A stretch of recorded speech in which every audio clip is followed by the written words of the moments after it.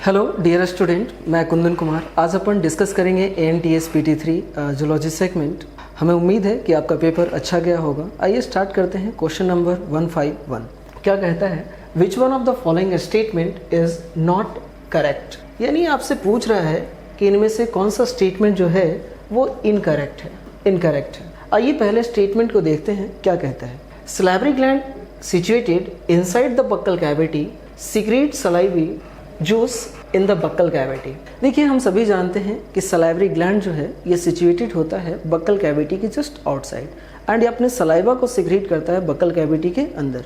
लेकिन यहाँ पे कुछ कहता है कि salivary gland situated inside the buccal cavity. नहीं sir, salivary gland situated just outside the buccal cavity. तो ये स्टेटमेंट जो है वो इनकरेक्ट है और इनकरेक्ट होने की वजह से हमारा जो करेक्ट आंसर होगा वो ए होगा। लेकिन फिर भी हम statement B, C and D को भी एक बार देखते हैं। क्या कहता है, gross calorific value of protein is 5.65 kilo calorie per gram. पहले तो आपको समझना होगा कि ग्रॉस कैलोरीफिक वैल्यू होता क्या है। जब आप 1 ग्राम फूड को बॉम्ब कैलोरी मीटर के अंदर ऑक्सीजन के प्रेजेंस में बर्न करते हैं तो जितना अमाउंट ऑफ एनर्जी आपको मिलता है उस अमाउंट ऑफ एनर्जी को हम क्या कहते हैं, ग्रॉस कैलोरीफिक वैल्यू कहते हैं। डिफरेंट फूड, जैसे हम बात करें प्रोटीन की ग्रॉस कैलोरीफिक वैल्यू की तो उसका होता है 5.65। अगर हम कार्बोहाइड्रेट की ग्रॉस कैलोरीफिक वैल्यू की बात करें तो उसका होता है 4.1 एंड अगर आप फैट का ग्रॉस कैलोरीफिक वैल्यू देखें तो होता है 9.65। तो यहाँ पे जो ग्रॉस कैलोरीफिक वैल्यू है प्रोटीन का वो कितना है, 5.65 किलो कैलोरी पर ग्राम है। तो यह स्टेटमेंट हमारा क्या है, ट्रू है। ठीक। तीसरा स्टेटमेंट कहता है, amongst heterodont mammal human have 20 milky teeth. हम सभी जानते हैं कि हमारे बक्कल कैविटी के अंदर 32 टीथ होते हैं। ठीक है, इसमें से 12 जो टीथ हैं वो परमानेंट टीथ हैं एंड 20 जो टीथ है वो आप कह सकते हैं मिल्की टीथ, डाइफाइडोंट टीथ है। तो हमारा ये भी स्टेटमेंट जो है वो सही है। स्टेटमेंट जो डी है क्या कहता है, glottis is closed by epiglottis during food swallowing.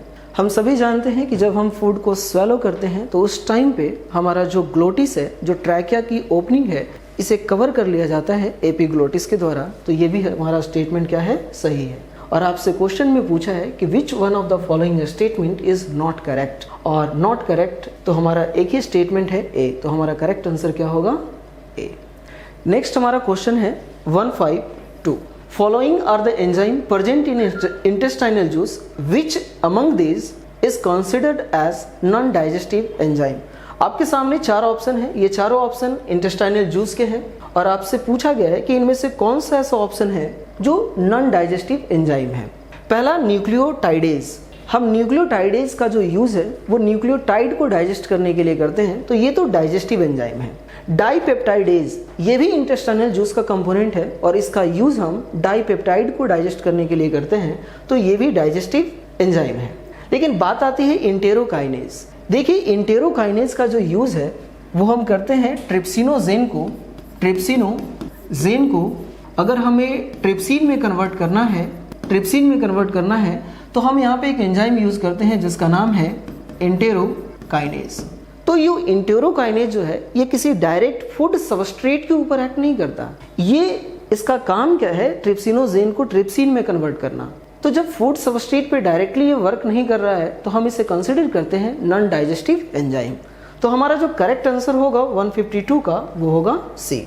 लेकिन एक बार फिर से हम देख लेते हैं ऑप्शन डी को, लाइपेज। ये लाइपेज एक्ट करता है फैट के ऊपर और फैट को डाइजेशन करेगा, तो ये भी क्या है, डाइजेस्टिव एंजाइम है। तो 152 का हमारा करेक्ट आंसर होगा सी। नेक्स्ट हमारा जो क्वेश्चन है वो है 153 और क्या कहता है ये 153, when breast feeding is replaced by less nutritive food low in protein and calorie the infant below the age of 1 year are likely to suffer from. देखिए, ये question protein energy malnutrition से है और protein energy माल nutrition के अंदर 2 disease आते हैं, एक है क्वाशियोरकर और एक है मरस्मस। क्वाशियोरकर जो कि 1 ईयर से बड़े बच्चों को होता है और मरस्मस लेस देन 1 ईयर चाइल्ड को होगा। क्वाशियोरकर से प्रोटीन की डिफिशियंसी से होता है, जबकि मरस्मस के अंदर आपको प्रोटीन एंड कैलोरी दोनों की डिफिशियंसी से होगा।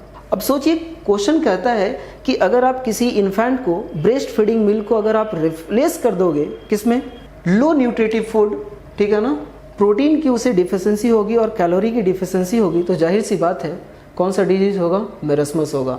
तो हमारा जो करेक्ट आंसर होगा वो क्या होगा, ए। लेकिन फिर भी हम ऑप्शन बी, सी और डी को देखते हैं। रिकेट्स हम सभी जानते हैं ये विटामिन डी की डिफिशियंसी से होता है, तो ये तो नहीं होगा। क्वासियोरकर, सर क्वासियोरकर सिर्फ प्रोटीन की डिफिशियंसी से होती है, लेकिन यहाँ पे कह रहा है कि प्रोटीन एंड कैलोरी दोनों की डिफिशियंसी है, और यहाँ पे कह रहा है less than below the age of 1 year, लेकिन क्वासियोरकर जो होता है वो 1 साल से बड़े बच्चों को होता है, तो ये भी हमारा इनकरेक्ट है। पेलेग्रा की अगर हम बात करें तो ये नियासिन की डिफिशियंसी यानी विटामिन B3 की डिफिशियंसी से होता है, ये भी गलत है। तो 153 का करेक्ट आंसर क्या होगा, ए। क्लियर है, आई। नेक्स्ट हमारा क्वेश्चन है 154। 154 क्या कहता है, the diagram show part of the human elementary कनाल। ठीक है, आपके पास एक ह्यूमन एलिमेंट्री कनाल का डायग्राम दे रखा है, लेबल किया हुआ है, और फिर कहता है removal of one affect the digestion of fat. इनमें से किस पार्ट को हम रिमूव करें कि हमें फैट का डाइजेशन जो है वो अफेक्ट हो जाएगा। फिर आगे कहता है 2 structure 2 and 3 usually contain alkaline food. ठीक है, इनमें से कौन सा स्ट्रक्चर है जहां पे आपको अल्कलाइन फूड देखने को मिलेगा। एक काम करते हैं, सबसे पहले हम चीजों को लेवल कर लेते हैं ताकि हमें पता चल जाए। देखो, ये जो आपको बी दिख रहा है ये क्या है, लिवर है। जो सी है ये है गॉल ब्लैडर। ये जो आप ई देख रहे हैं ये है हमारा डिओडेनम। ए जो आपको दिख रहा है ये है स्टोमक। डी जो है ये है पैनक्रियास, और ये जो एफ है ये आपको दिख रहा है स्मॉल इंटेस्टाइन। क्लियर। सबसे पहले हम इधर बात करते हैं 2 structure 2 and 3 usually contain alkaline food. एक बात बताओ, क्या यहाँ पे स्टोमक के अंदर अगर हम बात करें तो क्या अल्कलाइन फूड होता है, नहीं। यहाँ पे जो आपको फूड मिलेगा वो फूड मिलता है एसिडिक फूड, जिसे आप क्या कहते हैं, काइम कहते हैं। यहाँ पे आपको मिलेगा काइम। क्लियर। पैनक्रियास, ठीक है, ये तो पैनक्रियास पैनक्रियाटिक जूस का सिक्रेशन करता है, ना कि यहाँ पे अल्कलाइन फूड मिलेगा। स्मॉल इंटेस्टाइन, हम सभी जानते हैं स्मॉल इंटेस्टाइन का जो पीएच होता है वो होता है 7.8, और यहाँ पे जो फूड आपको मिलेगा वो अल्कलाइन फूड आपको मिलता है। तो हमारा एफ तो हो गया। आगे बढ़ते हैं, ड्यूडेनम। ड्यूडेनम जो है ये भी आप कह सकते हैं स्मॉल इंटेस्टाइन का पार्ट है, और स्मॉल इंटेस्टाइन के अंदर पीएच 7.8 होता है, तो यहाँ पे भी जो फूड मिलेगा वो अल्कलाइन फूड मिलेगा। तो आप मुझे बताना, हमारे पास 2 ऐसे स्ट्रक्चर हैं ई एंड एफ जहाँ पे आपको अल्कलाइन फूड मिलेगा। तो सेकेंड एंड थर्ड जो है usually contain E and F, second and third. ठीक है, यहाँ पे आपको क्या मिलेगा, अल्कलाइन फूड। अब बारी आती है कि कौन से पार्ट को आप रिमूव करें कि फैट का डाइजेशन हमें अफेक्ट होगा। अब देखिए, अगर हम गॉल ब्लैडर को रिमूव कर देते हैं, ठीक है, तो जाहिर सी बात है बाइल रिलीज नहीं होगा। ठीक, और जब बाइल नहीं रिलीज होगा तो फैट का इमल्सिफिकेशन नहीं होगा, और फैट का इमल्सिफिकेशन नहीं होगा तो उस फैट के ऊपर लाइपेज एंजाइम वर्क नहीं करेगा, और लाइपेज जब वर्क नहीं करेगा तो फैट का डाइजेशन नहीं हो पाएगा। क्लियर है, क्योंकि हम जानते हैं कि लाइपेज हमेशा एक्ट करता है किसके ऊपर, इमल्सिफाइड फैट के ऊपर, और इमल्सिफिकेशन के लिए कौन रिस्पॉन्सिबल है, बाइल। और बाइल को जब आप गॉल ब्लैडर को रिमूव कर देंगे तो बाइल रिलीज नहीं होगा। ठीक है, तो आप कह सकते हैं कि सी, 1 का हमारा क्या होगा, सी। तो करेक्ट आंसर हमारा क्या है, ए। 154 का करेक्ट आंसर क्या होगा, ए। नेक्स्ट हमारा जो क्वेश्चन है वो है 155। क्या कहता है, if for some reason the goblet cells are non functional this will adversely affect. सबसे पहले तो हमें ये समझना होगा कि गॉबलेट सेल का फंक्शन क्या होता है। गॉबलेट सेल का फंक्शन है म्यूकस का सिक्रेशन, और म्यूकस जब फूड पार्टिकल के साथ बाइंड करता है तो उसे लुब्रिकेशन प्रोवाइड करता है for the easily passes of, ठीक है ना, फूड। चाहे वो ओइसोफेगस के अंदर हो या स्मॉल इंटेस्टाइन की बात करें या लार्ज इंटेस्टाइन की बात करें। तो मुझे बताइए कि जब आप गॉबलेट सेल को आप डिस्ट्रॉय कर देते हैं या गॉबलेट सेल किसी रीजन से नॉन फंक्शनल हो जाता है, तो बताइए क्या फूड का इजी पैसेज हो पाएगा, नहीं। फिर भी हम एक बार ऑप्शन को देखते हैं। पहला ऑप्शन कहता है production of somatostatin. Sir, somatostatin का सिक्रेशन गैस्ट्रिक ग्लैंड करता है। गैस्ट्रिक ग्लैंड के अंदर एक सेल प्रेजेंट होता है जिसका नाम है डी सेल, और उसी के द्वारा होता है। इसके ऊपर कोई भी इफेक्ट पड़ने वाला नहीं है। Secretion of sebum from the सीवेसस ग्लैंड, नो सर, ये भी स्टेटमेंट गलत है। मैच्योरेशन ऑफ स्पर्म, नहीं। गॉबलेट सेल अगर नॉन फंक्शनल हो जाता है तो मैच्योरेशन ऑफ स्पर्म के ऊपर भी कोई इफेक्ट नहीं पड़ेगा। एक ही ऑप्शन हमारा बचता है, smooth movement of food down the intestine. तो हमारा जो करेक्ट आंसर होगा वो क्या होगा, डी। क्लियर है यहाँ तक। नेक्स्ट हमारा क्वेश्चन है question number 156। Match the column 1 and 2 and select the correct option. Column 1 आपको एक साइड दे रखा है स्फिंक्टर एंड वल्व का, और कॉलम 2 उसका लोकेशन दे रखा है। ठीक है, आइए एक एक करके हम मैच करते हैं। सबसे पहला है इंटरनल स्फिंक्टर। आप मुझे बताना कि इंटरनल स्फिंक्टर का लोकेशन क्या है। हमने जब इंटेस्टाइन पढ़ा था तो आपको पढ़ाया गया होगा स्मॉल इंटेस्टाइन। स्मॉल इंटेस्टाइन में सबसे लास्ट का पार्ट आप देखिए एनल कनाल। एनल कनाल की जो ओपनिंग है, ठीक है ना, ये एनल कनाल ओपन होता है किसमें, एनस में। एनस की जो ओपनिंग और क्लोजिंग है रेगुलेट कौन करता है, स्फिंक्टर। वहां पे आपको दो स्फिंक्टर मिलते हैं, इंटरनल स्फिंक्टर और एक्सटर्नल स्फिंक्टर। ये जो इंटरनल स्फिंक्टर है ये आपको मिल कहां पे रहा है, एनल कनाल की ओपनिंग पे, यानी आप कह सकते हैं एनस की ओपनिंग और क्लोजिंग को रेगुलेट करता है। तो इंटरनल स्फिंक्टर कहां पे प्रेजेंट है, मैच कीजिए, यहाँ पे दे रखा है प्रेजेंट इन एनल कनाल। तो हम कह सकते हैं 1 का क्या होगा, 3। नेक्स्ट दे रखा है कार्डियक स्फिंक्टर। जब आप ओइसोफेगस एंड स्टोमक पढ़ते हैं तो ओइसोफेगस और स्टोमक के बीच में, ठीक है ना, यहाँ पे आपको एक स्फिंक्टर मिलता है जिसका नाम है गैस्ट्रो ओइसोफेजियल स्फिंक्टर, और इसी स्फिंक्टर को हम कहते हैं कार्डियक स्फिंक्टर।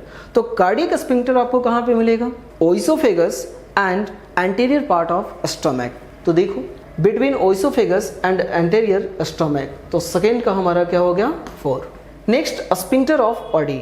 मुझे बताइए ये कहाँ पे प्रेजेंट होगा। आपको याद होगा लीवर के अंदर हमारे पास दो लोब थे, राइट लोब और लेफ्ट लोब। राइट लोब से जो डक्ट निकल रहा था उसका नाम क्या था, right hepatic duct. Left lobe से डक्ट निकल रहा था, लेफ्ट हेपेटिक डक्ट। ये दोनों डक्ट मिलकर के क्या बनाया, common hepatic duct. Right lobe के जस्ट नीचे एक ग्लैंड था जिसका नाम था गॉल ब्लैडर। गॉल ब्लैडर ने रिलीज किया बाइल किसके द्वारा, सिस्टिक डक्ट के द्वारा। अब ये सिस्टिक डक्ट और ऊपर से आया कॉमन बाइल डक्ट, ये दोनों ज्वाइन किया और क्या बनाया, कॉमन बाइल डक्ट। ये कॉमन बाइल डक्ट ओपन होता है मेन पैनक्रिएटिक डक्ट के अंदर, और मेन पैनक्रिएटिक डक्ट के साथ मर्ज होने के बाद ये बनाता है हेपेटो पैनक्रिएटिक डक्ट, और ये hepato pancreatic duct finally open होता है ड्यूडेनम के अंदर। और ड्यूडेनम के अंदर जो ओपनिंग है, इसी ओपनिंग पे आपको मिलेगा स्फिंक्टर ऑफ ऑडाई। तो देखिए कहाँ पे है, पहला ही दे रखा है यहाँ पे hepato pancreatic ampulla into duodenum. तो हमारा जो सी का होगा ये फर्स्ट। नेक्स्ट दे रखा है हमारा इलियोसिकल वल्व। अब आप मुझे बताइए, नाम से ही पता चल रहा है कि ये जो वल्व है इलियम और सीकम के बीच में प्रेजेंट है।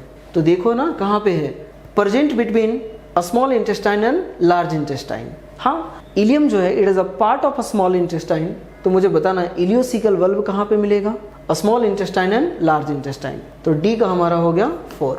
लास्ट हमारा बचता है पाइलोरिक स्फिंक्टर। अब आप मुझे बताइए कि जब स्टोमक ओपन होता है ड्यूडेनम में, स्टोमक का जो पोस्टीरियर पार्ट है जिसे आप कहते हैं पाइलोरिक एंड, ये ओपन होता है कहाँ पे, ड्यूडेनम के अंदर, और इसी की ओपनिंग पे आपको क्या मिलेगा, स्फिंक्टर मिलता है जिसका नाम है पाइलोरिक स्फिंक्टर। तो पाइलोरिक स्फिंक्टर आपको कहाँ मिलता है, ड्यूडेनम एंड पोस्टीरियर स्टोमक के बीच में। तो आप कह सकते हैं सेकेंड। अब आप मैच कीजिए, ए का हमारा 3, ए का 3 यहाँ पे है और यहाँ पे है, तो कंपटीशन इन दोनों के बीच में ओवर हो गया। बी का हमारा 4 है, तो बी का 4, सी का 1, डी का 5, ई का 2। तो हमारा करेक्ट आंसर जो होगा वो होगा सी। 156 का करेक्ट आंसर क्या होगा हमारा, सी। क्लियर है। नेक्स्ट हमारा क्वेश्चन है 157। क्या कहते हैं, study the reaction given below. आपके पास कुछ रिएक्शन दे रखे हैं और फिर क्या कहते हैं उसे आपको मैच करना है करेक्टली। पहला रिएक्शन दे रखा है 30% स्टार्च, ठीक है, ये कन्वर्ट हो रहा है किसमें, माल्टोज में। किस पीएच पे, 6.8 पीएच पे। तो बताइए कि ए क्या होगा। आप मुझे बताना कि 30% स्टार्च का जो डाइजेशन होता है ये हमारे बक्कल कैविटी के अंदर होता है, और बक्कल कैविटी में जिस एंजाइम के प्रेजेंस में होता है वो उस एंजाइम का नाम है सलाइवरी अमाइलेज। तो अगर हम ए की बात करें तो हमारा कौन होगा, सलाइवरी अमाइलेज। क्लियर है। आगे बढ़ते हैं। प्रोटियोलाइटिक क्या लिखा है, प्रो एंजाइम पेप्सिनोजेन, ये कन्वर्ट हो रहा है पेप्सिन में in the presence of HCl। अब ये किस पीएच पे हो रहा है ये आपको बताना है। देखिए जो भी प्रोटियोलाइटिक एंजाइम है हमारे गैस्ट्रिक जूस के अंदर यानी स्टोमक के अंदर, जैसे पेप्सिनोजेन, प्रोरेनिन, ये जो प्रोटियोलाइटिक एंजाइम है ये इनएक्टिव फॉर्म में होते हैं और हमें इसे काम लेने के लिए सबसे पहले एक्टिव करवाना होगा, और एक्टिव करवाने के लिए हम किसका यूज करते हैं? HCl का। अब आप मुझे बताइए कि जो pH होगा यहाँ पे क्या pH होगा? हम सभी जानते हैं कि गैस्ट्रिक जूस का जो pH है, स्टोमक के अंदर जो pH होता है वो कितना होता है? 1.8। क्लियर है? तो A हमारा हो गया सलाइवरी अमाइलेज, B हो गया 1.8। अब आगे बढ़ते हैं तीसरे रिएक्शन की तरफ, और क्या कहता है? ट्रिप्सिनोजेन कन्वर्ट हो रहा है किसमें? ट्रिप्सिन में। और यहाँ पे जिस एंजाइम का यूज किया गया वो कौन है? इंटेरोकाइनेज। अरे अभी थोड़ी देर पहले ही मैंने एक क्वेश्चन का जिक्र किया था कि इंटेरोकाइनेज जो है वो नॉन डाइजेस्टिव एंजाइम है, ठीक है, जो कि इंटेस्टाइनल जूस का पार्ट है, और इसका काम क्या है? ट्रिप्सिनोजेन को ट्रिप्सिन में कन्वर्ट करना। अब आप मुझे बताइए कि ट्रिप्सिनोजेन ट्रिप्सिन में कन्वर्ट कहाँ पे हो रहा है? ड्यूडेनम के अंदर। और ड्यूडेनम स्मॉल इंटेस्टाइन का पार्ट है, और स्मॉल इंटेस्टाइन के अंदर जो pH होता है वो होता है 7.8। क्लियर है? फोर्थ रिएक्शन क्या दे रखा है? न्यूक्लियोसाइड कन्वर्ट हो रहा है सुगर एंड बेस के अंदर। अब आप मुझे बताइए कि न्यूक्लियोसाइड को डाइजेस्ट करने के लिए जिस एंजाइम का हम यूज करते हैं वो कौन सा एंजाइम है? न्यूक्लियोसाइडेज। तो डी क्या होगा हमारा? न्यूक्लियोसाइडेज। अब मैच कर लेते हैं। पहला जो ऑप्शन है यहाँ पे दे रखा है अमाइलोप्सिन, तो क्या हमारा ए में अमाइलोप्सिन है? नहीं सर, सलाइवरी अमाइलेज है। ध्यान रखना, कई लोगों ने क्वेश्चन को हो सकता है गलत किया होगा। अमाइलोप्सिन जो है ना, ये भी स्टार्च का डाइजेशन करता है, लेकिन ये अमाइलोप्सिन जो है ये पैनक्रिएटिक जूस के अंदर प्रेजेंट होता है, ठीक। तो पैनक्रिएटिक जूस जो स्टार्च को डाइजेस्ट करेगा वो स्टोमक के अंदर नहीं करता है, ठीक है, ये ड्यूडेनम के अंदर करता है। और यहाँ पे जो हम स्टार्च के डाइजेशन की बात कर रहे हैं, ये बक्कल कैविटी के अंदर बात कर रहे हैं, और बक्कल कैविटी के अंदर जो एंजाइम होता है वो कौन होता है? Salivary amylase. क्लियर है? प्रो एंजाइम पेप्सिनोजेन कन्वर्ट हुआ पेप्सिन में किस pH पे? 1.8। तो हमारा बी जो होगा वो होगा 1.8। ट्रिप्सिनोजेन कन्वर्ट हुआ ट्रिप्सिन में किस pH पे? 7.8। और न्यूक्लियोसाइड को अगर आपको सुगर और बेस में कन्वर्ट करना है तो कौन से एंजाइम का हम यूज करेंगे? न्यूक्लियोसाइडेज। तो हमारा जो करेक्ट आंसर होगा वो क्या होगा? बी। नेक्स्ट हमारा जो क्वेश्चन है वो है 158, ठीक है। क्या कहता है? Given below is a diagrammatic representation of the duct of liver, gallbladder and pancreas. If the duct labeled as A is blocked, which of the following will not occur in the body? ठीक है, सबसे पहले तो आप पहचानिए कि ये जो A जो डक्ट को लेबल किया गया है ये कौन सा डक्ट है। जैसा कि हम देख पा रहे हैं कि ये लिवर के राइट लोब से आ रहा है, राइट हेपेटिक डक्ट। ये जो आप देख पा रहे हैं लिवर के लेफ्ट लोब से आ रहा है, लेफ्ट हेपेटिक डक्ट। ये दोनों right and left hepatic duct open हुआ किसमें? कॉमन हेपेटिक डक्ट में। राइट लोब के जस्ट नीचे आपको मिल रहा है गॉल ब्लैडर, गॉल ब्लैडर से रिलीज हुआ निकला यहाँ पे सिस्टिक डक्ट। अब ये सिस्टिक डक्ट और कॉमन हेपेटिक डक्ट ये दोनों ज्वाइन करके बताना किसमें ओपन हुआ? आप इसे कहेंगे कॉमन बाइल डक्ट। अब ये जो कॉमन बाइल डक्ट है ये ओपन होता है मेन पैनक्रिएटिक डक्ट में, और मेन पैनक्रिएटिक डक्ट के साथ मर्ज होकर के बनाता है हेपेटो पैनक्रिएटिक डक्ट, और वो डक्ट ओपन होता है ड्यूडेनम के अंदर, ठीक है। अब आप मुझे बताइए कि गॉल ब्लैडर से जब रिलीज होगा बाइल तो वो कहाँ जाएगा? ड्यूडेनम के अंदर जाएगा। लेकिन आपसे कह रहा है कि अगर ए ब्लॉक हो जाए, अगर कॉमन बाइल डक्ट अगर ब्लॉक कर दिया जाए, अगर इसको ब्लॉक कर दिया जाए तो मुझे बताइए क्या होगा? क्या बाइल ड्यूडेनम के अंदर जा पाएगा? नो सर, बाइल जो है ड्यूडेनम के अंदर नहीं जा पाएगा। तो देखिए कहाँ पे है ऐसा option? Release of bile juice into duodenum. तो हमारा जो करेक्ट आंसर होगा वो क्या होगा? सी। फिर भी ऑप्शन बी, ए और बी को देख लेते हैं। Digestion of protein bye bile juice. देखिए प्रोटीन के डाइजेशन के ऊपर बाइल का कोई भी इफेक्ट नहीं होता है। Digestion of protein by pancreatic juice, no sir. हमारा करेक्ट आंसर क्या होगा? सी। नेक्स्ट हमारा जो क्वेश्चन है वो है 159। क्या कहते हैं? Consider the diagram and choose the correct combination from given code. सबसे पहले आप ए को देखो। ए क्या आपको दिख रहा है? ये है सिरोसा, और ये सिरोसा में आपको मिलता है सिंपल स्क्वाइमस एपिथेलियम, जिसे आप कहते हैं मीजोथेलियम। क्लियर है? ए जो कि outer most thin mesothelium layer है, यस सर, यह हमारा स्टेटमेंट क्या है? सही है। लेकिन आप बी की बात करें, ये जो बी है ये आउटर लॉन्गिट्यूडनल मसल्स है, जो सी आपको दिख रहा है इनर सर्कुलर मसल्स है, और outer longitudinal and inner circular ये दोनों जो मसल्स होते हैं ये स्मूथ मसल्स होते हैं। ये दोनों जो होते हैं आउटर लॉन्गिट्यूडनल और इनर सर्कुलर, ये दोनों स्मूथ मसल्स के बने हुए हैं। इन दोनों को मिलाकर हम मस्कुलरिस कहते हैं। जो आप ई को देख रहे हो ना, ये ई क्या है? ये ई है हमारा म्यूकोसा, और इस म्यूकोसा के अंदर आपको मिलेगा गॉबलेट सेल आपको मिलेगा। जब आप डी की बात करेंगे तो जो डी है हमारा वो है सब म्यूकोसा। और अगर आप सब म्यूकोसा की बात कर रहे हैं स्पेशली डिओडेनम के अंदर, तो डिओडेनम के सब म्यूकोसा में आपको मिलता है ब्रूनर्स ग्लैंड आपको मिलेगा। इसके बाद अगर आप ई एफ की बात करें तो एफ हमारा कौन है? ल्यूमेन है। ठीक है, अब आइए हम इधर मैच करते हैं। ये इतना ध्यान रखना कि ए जो outer most thin mesothelium layer है ये सही है। आगे बढ़ते हैं। अब आप मुझे बताना कि बी एंड सी जब हमने देखा था ये क्या था? मस्कुलरिस, और मस्कुलरिस में मसल्स लेयर पर मसल्स प्रेजेंट होते हैं और ये मसल्स स्मूथ मसल्स होते हैं। लेकिन क्या कह रहा है? Both possess smooth muscles and striated muscles. नहीं सर, यहाँ पे स्ट्रिप्टेड मसल्स नहीं होता, यहाँ पे सिर्फ और सिर्फ आपको कौन सा मसल्स मिलेगा? Smooth muscles. तो ये जो स्टेटमेंट है ये हमारा क्या है? फॉल्स है। अभी जो स्टेटमेंट 1 देखा था वो स्टेटमेंट 1 क्या था हमारा? ट्रू था। डी सबसे पहले हम ई की बात करते हैं।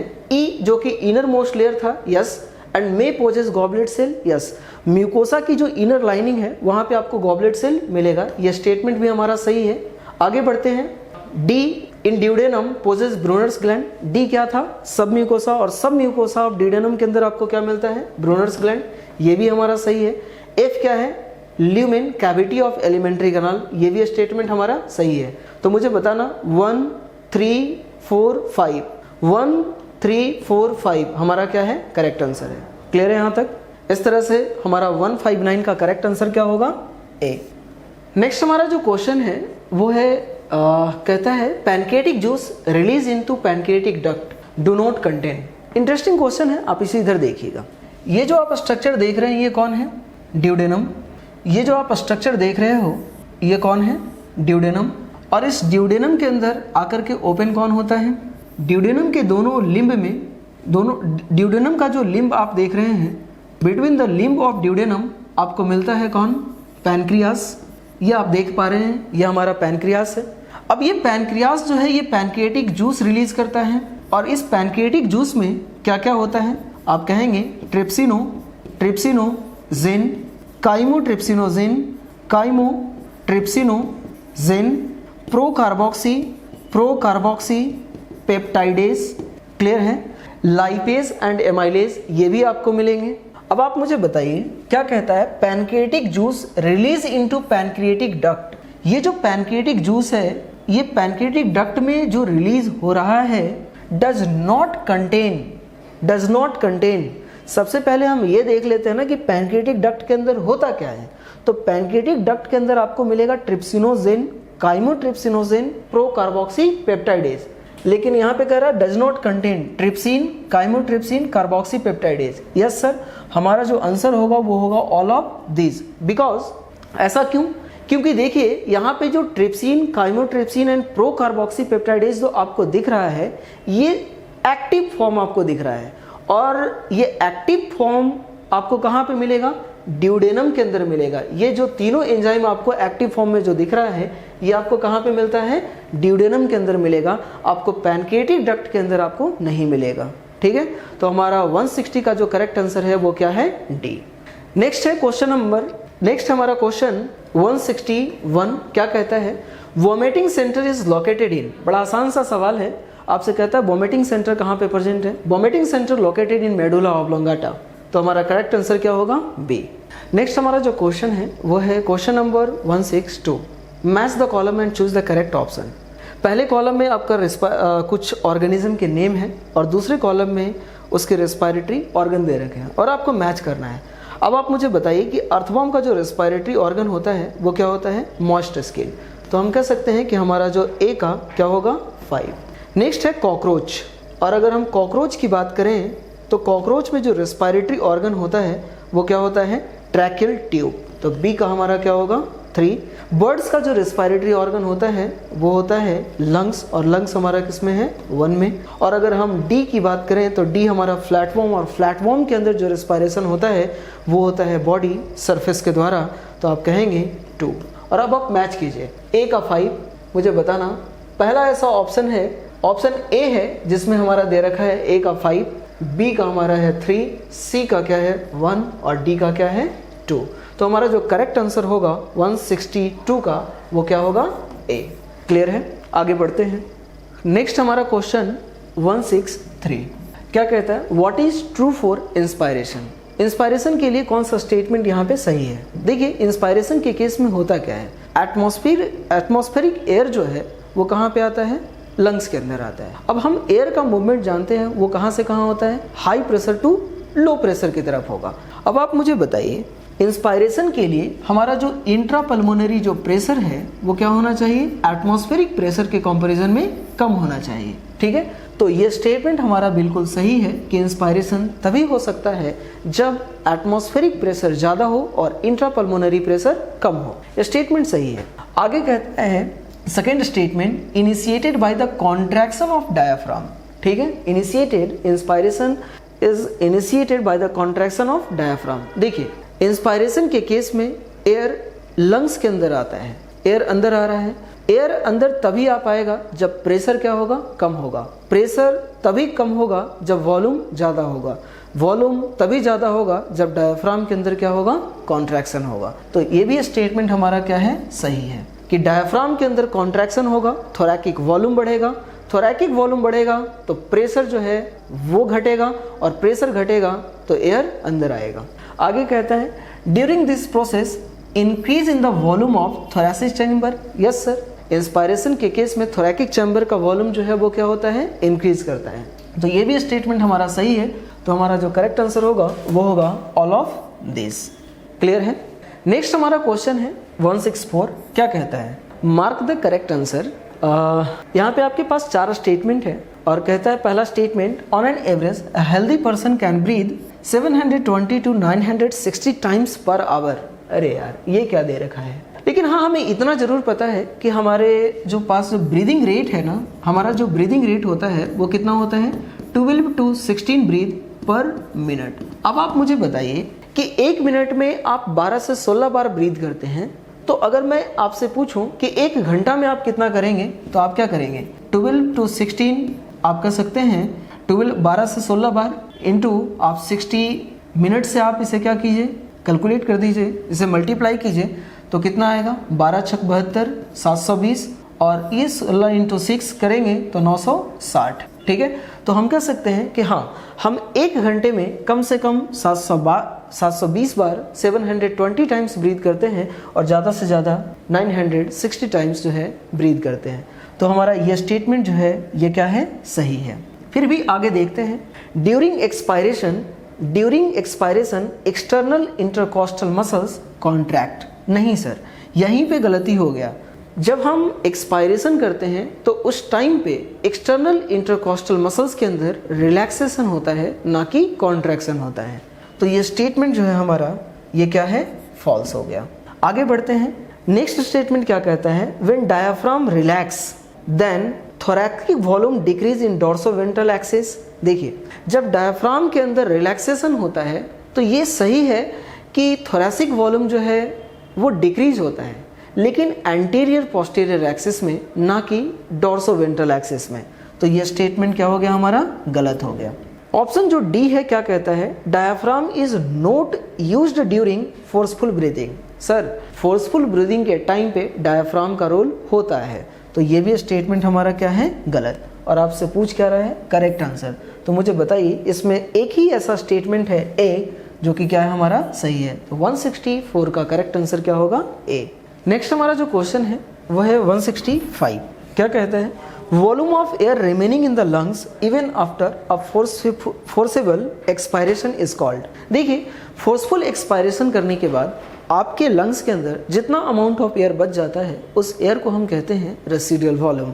तो मुझे बताइए यहाँ पे हमारा करेक्ट आंसर जो होगा वो क्या होगा, रेसिडुअल वॉल्यूम। ठीक है, टाइडल वॉल्यूम क्या होता है, आप एक बार में जितना एयर को आप इंस्पायर करते हैं या एक बार में जितना एयर को आप एक्सपायर करते हैं उसे आप क्या कहते हैं, टाइडल वॉल्यूम। तो ये तो नहीं होगा। इंस्पायरेटरी कैपेसिटी, जितना आप फोर्सफुल इंस्पायरेशन के द्वारा, ठीक है ना, आप कह सकते हैं नॉर्मल एक्सपायरेशन के बाद जितना आप मैक्सिमम अमाउंट ऑफ एयर को आप एक्सपायर कर सकते हैं उसे हम कहते हैं इंस्पायरेटरी कैपेसिटी। तो ये भी नहीं होगा। इंस्पायरेटरी वॉल्यूम नहीं, हमारा जो करेक्ट आंसर होगा वो क्या होगा, रेसिडुअल वॉल्यूम। फोर्सफुल एक्सपायरेशन के बाद जितना अमाउंट ऑफ एयर आपके लंग्स के अंदर बचता है उसे हम क्या कहेंगे, रेसिडुअल वॉल्यूम। तो करेक्ट आंसर क्या है, बी। नेक्स्ट हमारा क्वेश्चन है 166। क्या कहता है, what is the partial pressure of oxygen and CO2 in systemic artery is respectively. ठीक है, देखिए आपके सामने एक डायग्राम दे रखा है यहाँ पे, और यहाँ पे जैसा कि आप देख पा रहे हैं ये हमारा बॉडी है, ये लंग्स है और ये हमारा हार्ट है। बॉडी से डीऑक्सीजनेटेड ब्लड जो है वो जा रहा है राइट ऑरिकल में, ठीक है ना, किसके द्वारा, वेना केवा के द्वारा। राइट वेंट्रिकल से, राइट ऑरिकल से ब्लड आया राइट वेंट्रिकल, राइट वेंट्रिकल से ब्लड कहाँ गया, लंग्स में, किसके द्वारा, पल्मोनरी आर्टरी के द्वारा। लंग्स में ब्लड का ऑक्सीजनेशन हुआ और आफ्टर ऑक्सीजनेशन ऑक्सीजनेटेड ब्लड जो है ये कहाँ चला आया, लेफ्ट ऑरिकल में। एंड लेफ्ट ऑरिकल में आने के बाद ये ब्लड कहाँ आया, left ventricle. And left ventricle से ये बॉडी टिश्यू में जाएगा, किसके द्वारा, सिस्टेमिक आर्टरी के द्वारा। अब देखिए इस सिस्टेमिक आर्टरी के अंदर ऑक्सीजन का जो पार्शियल प्रेशर होता है वो होता है 95 mm Hg। CO2 का जो पार्शियल प्रेशर होता है वो कितना होगा, 40 mm Hg। क्लियर है। अब आप मुझे बताइए ऑप्शन में देखकर, what is the partial pressure of oxygen and CO2 in systemic artery respectively. Oxygen का पार्शियल प्रेशर जो होता है सिस्टेमिक आर्टरी के अंदर वो होता है 95 एंड CO2 का पार्शियल प्रेशर जो होता है वो कितना होता है, 40। क्लियर है। तो हमारा जो करेक्ट आंसर होगा 166 का वो क्या होगा, बी, है ना। नेक्स्ट हमारा जो क्वेश्चन है वो है 167। क्या कहता है, कॉनकैनावैलिन ए इज, कॉनकैनावैलिन ए क्या है। ये एक सेकेंडरी मेटाबोलाइट है, ठीक है, और इसे हम कहते हैं कि लैक्टीन से ये बिलोंग करता है। कॉनकैनावैलिन क्या है, लैक्टीन है। क्योंकि अल्कलाइड के अंदर हमारे पास दो एग्जाम्पल आते हैं, मॉर्फिन एंड कोडीन। लैसिथिन ये नहीं हो सकता है। एसेंशियल ऑयल की अगर हम बात करें तो यहाँ पे आता है लेमन ग्रास ऑयल, ठीक है। और अगर हम लैक्टीन की बात करें तो लैक्टीन में कौन आता है, कॉनकैनावैलिन ए। लैक्टीन क्या है, सेकेंडरी मेटाबोलाइट है। तो हमारा आंसर क्या होगा, 167 का करेक्ट आंसर क्या होगा, बी। नेक्स्ट हमारा जो क्वेश्चन है वो है क्वेश्चन नंबर 168। क्या कहता है, identify the incorrect option with reference to high affinity of oxygen to haemoglobin. ठीक है, देखिए आइडेंटिफाई द इनकरेक्ट ऑप्शन, आपको इनकरेक्ट बताना है with reference to high affinity of oxygen to haemoglobin. देखिए affinity of oxygen with haemoglobin, ठीक है, ये ज़्यादा तभी होगा, affinity of oxygen with haemoglobin ये ज़्यादा तभी होता है जब ऑक्सीजन का पार्शियल प्रेशर क्या होगा, ज़्यादा होगा। जब CO2 का पार्शियल प्रेशर, जब CO2 का पार्शियल प्रेशर कम होगा, H+ आयन कंसंट्रेशन जो है वो क्या होगा, कम होगा। और हम सभी जानते हैं pH इन्वर्सली प्रोपोर्शनल होता है H+ का। अगर H+ अगर कम होगा यहाँ पे तो जाहिर सी बात है pH क्या होगा, ज़्यादा। तो pH जो है ज़्यादा। तो ये हमारे पास 4 फैक्टर हैं, ठीक है ना, जो अफेक्ट करता है binding of oxygen with haemoglobin को। ठीक है, तो ऑक्सीजन का पार्शियल प्रेशर हाई होगा तो एफिनिटी जो है हेमोग्लोबिन का ऑक्सीजन के साथ वो ज़्यादा होगा। CO2 का पार्शियल प्रेशर कम होगा तो भी एफिनिटी क्या होगा, ज़्यादा होगा। H+ का कंसंट्रेशन ब्लड में क्या होना चाहिए, कम होना चाहिए। pH क्या होना चाहिए, ज़्यादा होना चाहिए। अब इधर देखते हैं, identify the incorrect option with reference to high affinity of oxygen to haemoglobin. तो हाई एफिनिटी के लिए हमने कहा CO2 का पार्शियल प्रेशर लो होना चाहिए, बिल्कुल ये हमारा सही है, ये ट्रू है। High partial pressure of oxygen, yes ये भी होना चाहिए। हाई pH, यस बिल्कुल pH भी हमारा क्या होना चाहिए, हाई। तो मुझे बताइए कि अगर pH हाई होगा तो H+ का कंसंट्रेशन क्या होना चाहिए, लो। लेकिन यहाँ पे क्या दे रखा है, H+ का कंसंट्रेशन हाई। तो ये हमारा क्या है, इनकरेक्ट है, फॉल्स है। इसीलिए हमारा करेक्ट आंसर क्या होगा, ए। क्लियर है, आगे बढ़ते हैं। नेक्स्ट हमारा क्वेश्चन है 169। ठीक है, क्या कहता है, read the given statement and choose the correct option. ठीक है, पहला स्टेटमेंट दे रखा है breathing volume are estimated by spirometer. हाँ, हम सभी जानते हैं कि pulmonary volume and pulmonary capacity अगर इसे मेजर करना है तो हम जिस डिवाइस का यूज़ करते हैं उसका नाम है स्पायरोमीटर। तो ये हमारा स्टेटमेंट जो है ये हमारा सही है। आगे बढ़ते हैं। सेकेंड स्टेटमेंट कहता है high H plus in blood favour dissociation. High H plus in blood favour oxygen dissociation. हम सभी जानते हैं कि अगर ब्लड के अंदर H प्लस का कंसंट्रेशन ज़्यादा होगा, ठीक है, तो affinity of oxygen with haemoglobin कम होगा, और जब एफिनिटी कम होगा तो ऑक्सीजन जो है हेमोग्लोबिन से क्या होगा, डिसोसिएट होगा। तो ये स्टेटमेंट जो है ये भी हमारा क्या है, सही है। ठीक है, और ये हमें कहाँ पे देखने को मिलता है, टिश्यू लेवल पे। ठीक है, और टिश्यू लेवल पे देखने को मिलता है, इसे हम क्या कहते हैं, रूट इफेक्ट, है ना। आगे बढ़ते हैं। Diffusion membrane is a made up of 3 layer. Yes sir, diffusion membrane जो हमारा रेस्पिरेटरी मेम्ब्रेन है 3 लेयर का बना होता है। सबसे अंदर के लेयर की अगर हम बात करें तो हम कह सकते हैं एल्वियोलर मेम्ब्रेन। बाहर के लेयर की बात करें तो हमारा है कैपिलरी इंडोथेलियम, और उन दोनों के बीच में प्रेजेंट होता है बेसमेंट मेम्ब्रेन। तो ये भी हमारा सही है। आगे बढ़ते हैं। क्या कहता है, maximum amount of carbonic anhydrase is found in plasma. देखिए ये स्टेटमेंट गलत है। कार्बोनिक एनहाइड्रेज जो एंजाइम है ये मैक्सिमम अमाउंट में प्रेजेंट होता है आरबीसी के अंदर, ठीक है, ना कि प्लाज्मा के अंदर। तो ये हमारा स्टेटमेंट क्या हो गया, फॉल्स। अब आपको मुझे बताना है कि read the given statement and choose the correct option. तो हमारा ए भी सही है, बी भी सही है और सी भी सही है। तो हमारा करेक्ट आंसर क्या होगा, ए होगा। क्लियर, तो हमारा करेक्ट आंसर क्या होगा, ए। नेक्स्ट हमारा क्वेश्चन है 170। क्या कहता है, how many oxygenated blood deliver to tissue by every 100 ml oxygenated blood in normal physiological condition. देखो हम सभी जानते हैं कि नॉर्मल फिजियोलॉजिकल कंडीशन पे 100 ml ऑक्सीजनेटेड ब्लड कैरी करता है 20 ml ऑक्सीजन एंड टिश्यू को डिलीवर करता है 5 ml। ठीक है, तो हमारा जो करेक्ट आंसर होगा वो क्या होगा, 5 ml। 170 का जो करेक्ट आंसर होगा वो क्या होगा, ए। क्लियर है, आगे बढ़ते हैं। नेक्स्ट हमारा क्वेश्चन नंबर 171। क्या कहता है, match the column and choose the correct option. ठीक है, आपके सामने 2 कॉलम है, कॉलम 1 एंड कॉलम 2। कॉलम 1 में आपको कुछ रेस्पिरेटरी सिस्टम से रिलेटेड डिसऑर्डर दे रखा है, और सेकेंड कॉलम में उसका कुछ रीजंस वगैरह दे रखे हैं। ठीक है ना, तो आइए हम उसकी बात करते हैं। पहला जो डिजीज है हमारा उसका नाम है अस्थमा। हम सभी जानते हैं कि अस्थमा जो कि एक एलर्जिक डिसऑर्डर है, और इस अस्थमा के अंदर ब्रीदिंग में क्या होता है, डिफिकल्टी होता है due to inflammation of bronchi and bronchioles. ठीक है, इसमें विजिंग साउंड जो है वो प्रोड्यूस होता है। एक्सपायरेशन में, ब्रीदिंग में तो डिफिकल्टी होती ही है, और अगर मैं पूछूं कि मेनली किस में, तो आप कहेंगे एक्सपायरेशन में। ठीक है, तो अगर हम फर्स्ट की बात करें तो हमारा जो करेक्ट मैच होगा वो क्या होगा, difficulty in breathing due to inflammation of bronchi. तो फर्स्ट का हमारा 4। एम्फाइसीमा, हम सभी जानते हैं कि एम्फाइसीमा जो कि एक कोरोनिक डिसऑर्डर है। ठीक, इसमें एल्वियोलर वॉल डैमेज होता है, रेस्पिरेटरी सरफेस एरिया डिक्रीज होता है, और इस एम्फाइसीमा का जो मेजर कॉज है वो है सिगरेट स्मोकिंग। तो आप मैच करो, इसका जो करेक्ट मैच होगा caused by cigarette smoking, B का 1। अब नेक्स्ट हमारा जो डिजीज दे रखा है वो है ऑक्यूपेशनल रेस्पिरेटरी डिजीज। हम सभी जानते हैं कि ऑक्यूपेशनल जो रेस्पिरेटरी डिजीज है इसमें लंग्स फाइब्रोसिस हमें देखने को मिलता है। तो हमारा बताइए क्या होगा, लंग्स फाइब्रोसिस। तो सी का हमारा जो करेक्ट मैच होगा वो क्या होगा, 2। तो ए का 4 इन दोनों में दे रखा है, तो ये दोनों रेस से बाहर होते हैं। बी का हमारा होगा 1, सी का 2। तो हमारा करेक्ट आंसर क्या होगा, सी। 171 का करेक्ट आंसर क्या है, सी। नेक्स्ट हमारा क्वेश्चन है 172। क्या कहता है, the condition which are favourable for the formation of oxy haemoglobin.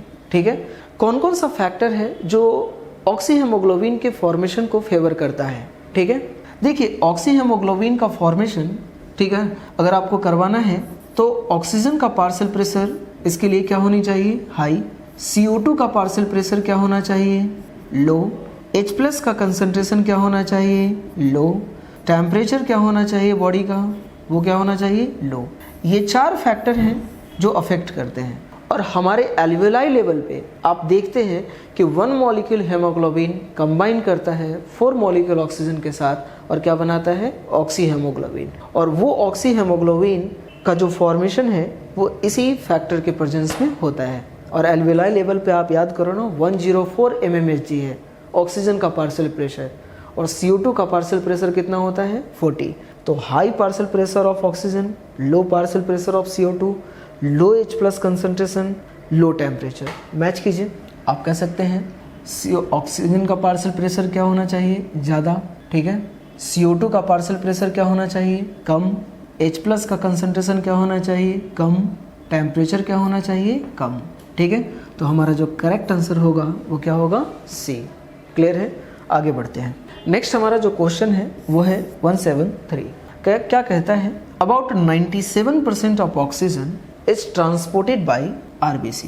हम सभी जानते हैं कि RBC के द्वारा in the form of oxy haemoglobin 97% oxygen का ट्रांसपोर्ट होता है एंड रिमेनिंग 3% ऑक्सीजन का जो ट्रांसपोर्ट होता है वो प्लाज्मा के अंदर डिजॉल्व स्टेट में होता है। तो आइए ऑप्शन को देखते हैं।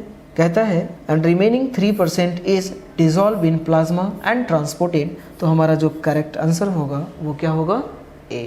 क्लियर है। बाकी ये तीनों स्टेटमेंट, तीनों ऑप्शन हमारा क्या है, गलत है। तो 173 का करेक्ट आंसर क्या होगा, A। नेक्स्ट हमारा क्वेश्चन है 174। क्या कहता है, read the following statement and choose the correct option. ठीक है, यहाँ पे आपके सामने 2 स्टेटमेंट दे रखा है और आपको इसमें से करेक्ट ऑप्शन को चूज करना है। और पहला स्टेटमेंट कहता है प्रोस्थेटिक ग्रुप, ठीक है, are organic compound that is tightly bound to the apoenzyme. देखिए, आप सभी जानते हैं ये क्वेश्चन एंजाइम का है और एंजाइम्स के हमारे पास 2 टाइप होते हैं, simple enzyme and compound enzyme. हम बात कर रहे हैं कंपाउंड एंजाइम, जिसे आप होलो एंजाइम भी कहते हैं। इस होलो एंजाइम के 2 पार्ट होते हैं, एपो एंजाइम और दूसरा कोफैक्टर। अब ये कोफैक्टर हमारे पास 3 टाइप के हैं, को enzyme, prosthetic group and metal activator. ठीक है, अगर ऑर्गेनिक या इनऑर्गेनिक कंपाउंड एपो एंजाइम के साथ टाइटली बॉन्ड करता है तो उसे हम क्या कहेंगे, प्रोस्थेटिक ग्रुप। अगर ऑर्गेनिक कंपाउंड एपो एंजाइम के साथ लूजली बाइंड करता है तो उसे हम कहते हैं को एंजाइम। और अगर इनऑर्गेनिक कंपाउंड एपो एंजाइम के साथ लूजली बाउंड करता है तो उसे हम कहते हैं मेटल एक्टिवेटर। इतनी बात समझ में आया। और अगर वही ऑर्गेनिक एंड इनऑर्गेनिक कंपाउंड अगर एपो एंजाइम के साथ टाइटली बॉन्ड करेगा तो क्या कहलाता है, वो ऑर्गेनिक कंपाउंड प्रोस्थेटिक ग्रुप कहलाता है। ठीक है, तो ये स्टेटमेंट जो है हमारा ये क्या है, करेक्ट है। फिर स्टेटमेंट बी को देखते हैं, क्या कहता है, dietary protein are the source of non essential amino acid. इसे थोड़ा समझिएगा। हमने 20 टाइप्स के अमीनो एसिड पढ़े हैं कि जो प्रोटीन सिंथेसिस में पार्टिसिपेट करते हैं। इसमें से जो 20 अमीनो एसिड है इसको 2 कैटेगरी में डिवाइड कर दिया गया है। ठीक है, एक इसेंशियल अमीनो एसिड और एक नॉन इसेंशियल अमीनो एसिड। ठीक है, इसेंशियल अमीनो एसिड हम उस अमीनो एसिड को कहते हैं जिसका सिंथेसिस हमारे बॉडी के अंदर नहीं होता है, लेकिन उस अमीनो एसिड की रिक्वायरमेंट हमारे बॉडी के मेटाबॉलिक फंक्शन के लिए बहुत ही ज़रूरी है। ठीक है, इसका मतलब कि यह अमीनो एसिड क्या है, इसेंशियल है। अब आप मुझे बताइए कि ये अमीनो एसिड हमारे बॉडी के मेटाबॉलिज्म के लिए ज़रूरी है, ठीक है, और ये हमारे बॉडी के अंदर भी सिंथेसाइज नहीं हो रहा है, तो बताइए इसकी रिक्वायरमेंट हम फुलफिल कहाँ से करेंगे। हाँ, सिंपल सी बात है, हम अपने डाइट से ले लेंगे इसे। इसका मतलब कि हमारा जो डाइटरी जो प्रोटीन होता है उसके अंदर इसेंशियल अमीनो एसिड होती है। क्लियर है। लेकिन यहाँ पे क्या कह रहा है, dietary protein are the source of non essential amino acid. नहीं sir, non essential amino acid का सिंथेसिस हमारे बॉडी के अंदर होता है। यह स्टेटमेंट हमारा क्या है, गलत है। डाइटरी प्रोटीन के अंदर इसेंशियल अमीनो एसिड होता है। तो ढूंढो स्टेटमेंट 1, स्टेटमेंट ए जो है ये ट्रू है, स्टेटमेंट जो बी है ये फॉल्स है। Only statement A is correct. तो हमारा जो करेक्ट आंसर होगा ये क्या होगा, सी होगा। क्लियर है। क्वेश्चन नंबर 175 क्या कहता है, read the given statement and select the option that correctly identify them as true और फॉल्स। ठीक है, आपके सामने कुछ स्टेटमेंट दे रखा है और आपको सेलेक्ट करना है कि कौन सही है और कौन गलत है। पहला स्टेटमेंट कहता है all enzyme are proteinous in nature. क्या लगता है आपको, यह स्टेटमेंट सही है? नहीं सर, यह स्टेटमेंट गलत है। स्टेटमेंट सही तब होता जब ये कहता almost all enzyme are protein. क्यों ऐसा? क्योंकि कुछ एंजाइम ऐसे भी हैं, ठीक है, जो प्रोटीनियस नेचर के नहीं होते हैं, जैसे राइबोजाइम, जो कि क्या है, न्यूक्लिक एसिड है। ये स्टेटमेंट हमारा क्या हो गया, फॉल्स। आगे बात करते हैं। सेकेंड स्टेटमेंट कहता है enzyme bring down activation energy barrier making the transition of substrate to product more easy. हम सभी जानते हैं कि एंजाइम जो होते हैं ये करते क्या हैं, किसी भी रिएक्शन के रेट को इन्हेंस करते हैं, रेट ऑफ रिएक्शन को इंक्रीज करते हैं। कैसे? एक्टिवेशन एनर्जी को डिक्रीज करके। और यही तो आपका स्टेटमेंट कह रहा है कि enzyme bring down the activation energy barrier. Yes, तो ये स्टेटमेंट हमारा क्या है, सही है। ठीक है, आगे बढ़ते हैं। सी स्टेटमेंट कहता है कि thermal stability is the quality of enzyme isolated from thermophilic organism. देखिए, हम सभी जानते हैं कि जो नॉर्मल जो एंजाइम होते हैं वो हाई टेम्परेचर पे डीनेचर हो जाते हैं, लेकिन वो एंजाइम जो थर्मोफिलिक ऑर्गेनिज्म से ऑब्टेन किया जाता है, जैसे हम टैक पॉलीमरेज की बात करें, जो थर्मस एक्वेटिकस बैक्टीरिया से आइसोलेट किया गया है, इसकी खास क्वालिटी जो है ये है कि यह हाई टेम्परेचर पे भी क्या करेगा, इफिशिएंटली वर्क करता है। तो यह स्टेटमेंट जो हमारा है ये क्या है, सही है। Thermal stability is the quality of enzyme isolated from thermophilic organism. Statement अगर हम डी की बात करें तो कहता है glycolysis is a 20 step anabolic pathway. देखिए, सबसे पहली बात कि ग्लाइकोलाइसिस एक कैटाबोलिक पाथवे है, और दूसरी बात कि glycolysis is a 10 step series reaction. तो यह स्टेटमेंट क्या हो गया, गलत। ठीक है, तो अब आप यहाँ पे आइडेंटिफाई कीजिए। हमारा ए जो है ये फॉल्स है, लेकिन यहाँ पे ट्रू दे रखा है, इसके वजह से गलत। डी में भी यहाँ पे ट्रू दे रखा है, गलत। कंपटीशन से दोनों बाहर हो गए। बी जो है हमारा ये सही है, और यहाँ पे बी को फॉल्स दिखा रखा है, गलत। बी यहाँ पे सही है, सी भी सही है, और जो हमारा डी है वो फॉल्स है। तो हमारा जो करेक्ट आंसर होगा वो क्या होगा, बी। क्लियर है, आगे बढ़ते हैं। नेक्स्ट हमारा जो क्वेश्चन है वो है 176। क्या कहता है, consider the following statement with respect to amino acid. और पहला स्टेटमेंट कहता है कि amino acid are substituted methane. क्या यह स्टेटमेंट सही है? यस सर, बिल्कुल। अमीनो एसिड जो भी है, जो भी अमीनो एसिड की आप बात करेंगे वो किसका सब्स्टिट्यूटेड है, सब्स्टिट्यूटेड फॉर्म है, वो मेथेन का सब्स्टिट्यूटेड फॉर्म है। एक काम करते देख लेते हैं ना। आप देखिए, आपके पास क्या है, मेथेन का स्ट्रक्चर है। ठीक है, यहाँ पे हमने क्या किया है कि इस हाइड्रोजन को हमने सब्स्टिट्यूट कर दिया है COOH से, कार्बोक्सिलिक ग्रुप से। इस हाइड्रोजन को हमने सब्स्टिट्यूट कर दिया है अमीनो ग्रुप से। इस हाइड्रोजन को हमने सब्स्टिट्यूट कर दिया वेरिएबल साइड चेन से, R से, और इसे मैंने RH रहने दिया। तो मुझे बताना कि ये जो अल्फा अमीनो एसिड, आप जानते हैं कि जो carboxylic group main functional group के जस्ट बगल वाले कार्बन को हम क्या कहते हैं, अल्फा कार्बन। और ये जो अमीनो एसिड बना है, ये कौन सा अमीनो एसिड बना है, अल्फा अमीनो एसिड। तो ये जो अल्फा अमीनो एसिड आप देख रहे हैं ये किसका सब्स्टिट्यूटेड फॉर्म है, मेथेन का सब्स्टिट्यूटेड फॉर्म है। क्लियर है, तो ये स्टेटमेंट हमारा सही है। आगे बढ़ते हैं। क्या कहता है, a zwitterion is a compound that has negative charge on one atom and another negative charge on adjacent atom. देखिए, अगर हम ज्विटर आयन की बात करें तो समझना कि जब हम इस अमीनो एसिड को आइसो इलेक्ट्रिक पॉइंट पे रखेंगे, ठीक है, तो हमें यहाँ पे क्या देखने को मिलेगा, कार्बन, हाइड्रोजन, R, यहाँ पे हमारा मिलेगा NH3+, और यहाँ पे मिलेगा COO-। अब आप स्टेटमेंट को पढ़िए। A zwitterion is a compound that has negative charge on one atom. ठीक है, नेगेटिव चार्ज है, and another negative charge on adjacent atom, यानी इसके जस्ट बगल वाले एटम पे, इसके जस्ट बगल वाले एटम पे बताइए आपको कौन सा चार्ज मिल रहा है, पॉजिटिव। लेकिन ये क्या कह रहा है कि नेगेटिव चार्ज मिल रहा है। तो ये स्टेटमेंट हमारा क्या है, फॉल्स है। क्लियर है। स्टेटमेंट सी क्या कहता है कि in solution of different pH, in solution of different pH the structure of amino acid change. देखिए, ये स्टेटमेंट हमारा बिल्कुल सही है कि एक ही अमीनो एसिड को जब आप अलग अलग पीएच पे रखेंगे तो अमीनो एसिड का जो स्ट्रक्चर है वो क्या होगा, चेंज होगा। कैसे, देखते हैं। मान लो कि मैंने यहाँ पे ये बनाया पीएच स्केल। ये क्या है, पीएच स्केल। इधर हमारा है लो पीएच।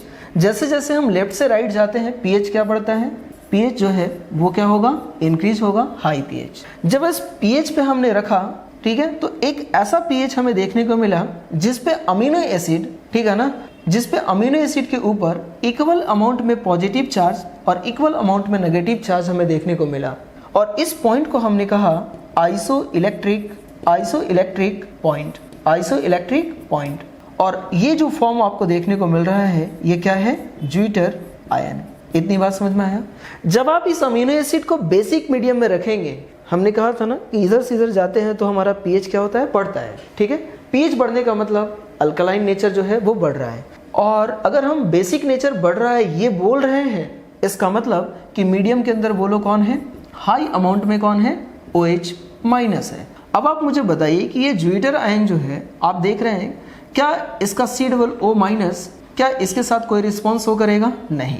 लेकिन हमारे पास जो NH3 है, अब ये रिएक्ट करता है इसके साथ और मुझे बताइए ये क्या बना देगा, NH2, और एक मॉलिक्यूल जो वाटर है वो क्या हो जाएगा, रिलीज हो जाएगा, और ये COO माइनस इसी फॉर्म में रहेगा।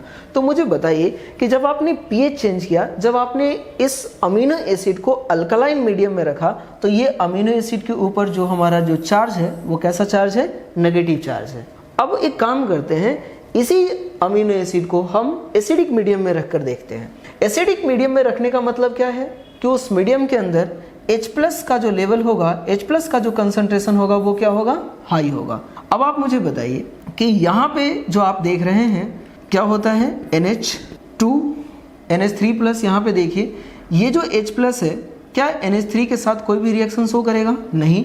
ये H+ इसके साथ जाकर के बाइंड कर जाएगा तो क्या बन जाएगा, COOH, और यहाँ पे आपको क्या देखने को मिलेगा, NH3+। तो आप मुझे बताइए कि जब हमने इस अमीनो एसिड को एसिडिक मीडियम में रखा तो हमारा जो चार्ज आया, नेट चार्ज अमीनो एसिड के ऊपर आया, वो कौन सा चार्ज है, पॉजिटिव। जब हमने इस अमीनो एसिड को बेसिक मीडियम में रखा तो नेट चार्ज हमारे अमीनो एसिड के ऊपर क्या आया, नेगेटिव। यानी ये स्टेटमेंट हमारा सही कह रहा था कि in solution of different pH the structure of amino acid क्या होगा, चेंज होगा। क्लियर है यहाँ तक? यानी स्टेटमेंट ए हमारा सही है, स्टेटमेंट जो बी है ये गलत है, स्टेटमेंट सी क्या है, सही है। आगे बढ़ते हैं, क्या कहता है। अभी तक हमने क्या देखा कि जो हमारा स्टेटमेंट ए था ये ट्रू था, स्टेटमेंट जो बी था, ठीक है, वो गलत था, और स्टेटमेंट जो सी था, ठीक है, वो क्या है, ट्रू था, है ना। आगे बढ़ते हैं स्टेटमेंट डी की तरफ। कहता है amino acid are found in acid insoluble fraction with the lipid. देखो एसिड इनसॉल्युबल फ्रैक्शन के अंदर जो होते हैं वो वाटर इनसॉल्युबल सब्सटेंस मिलता है। लिपिड की अगर हम बात करें, ठीक है, तो ये एसिड इनसॉल्युबल फ्रैक्शन है जो कि एसिड इनसॉल्युबल पूल के अंदर मिलता है। ये है माइक्रोमोलिक्यूल, मिलना चाहिए था एसिड सॉल्युबल पूल के अंदर, लेकिन एक्सेप्शनली ये मिलता कहाँ पे है, एसिड इनसॉल्युबल फ्रैक्शन के अंदर मिलता है।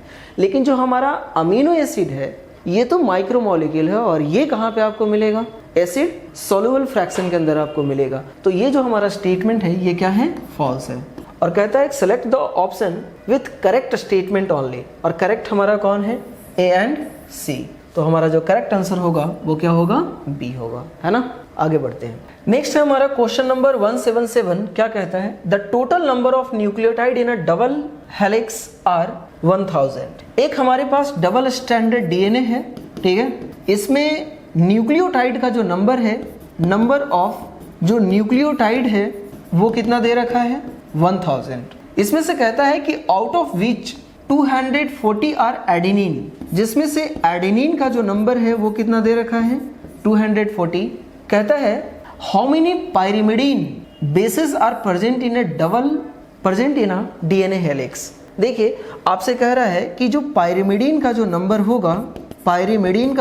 होगा, ठीक है, टोटल पायरिमिडीन जो है यहाँ पे मुझे बताइए कितना होगा।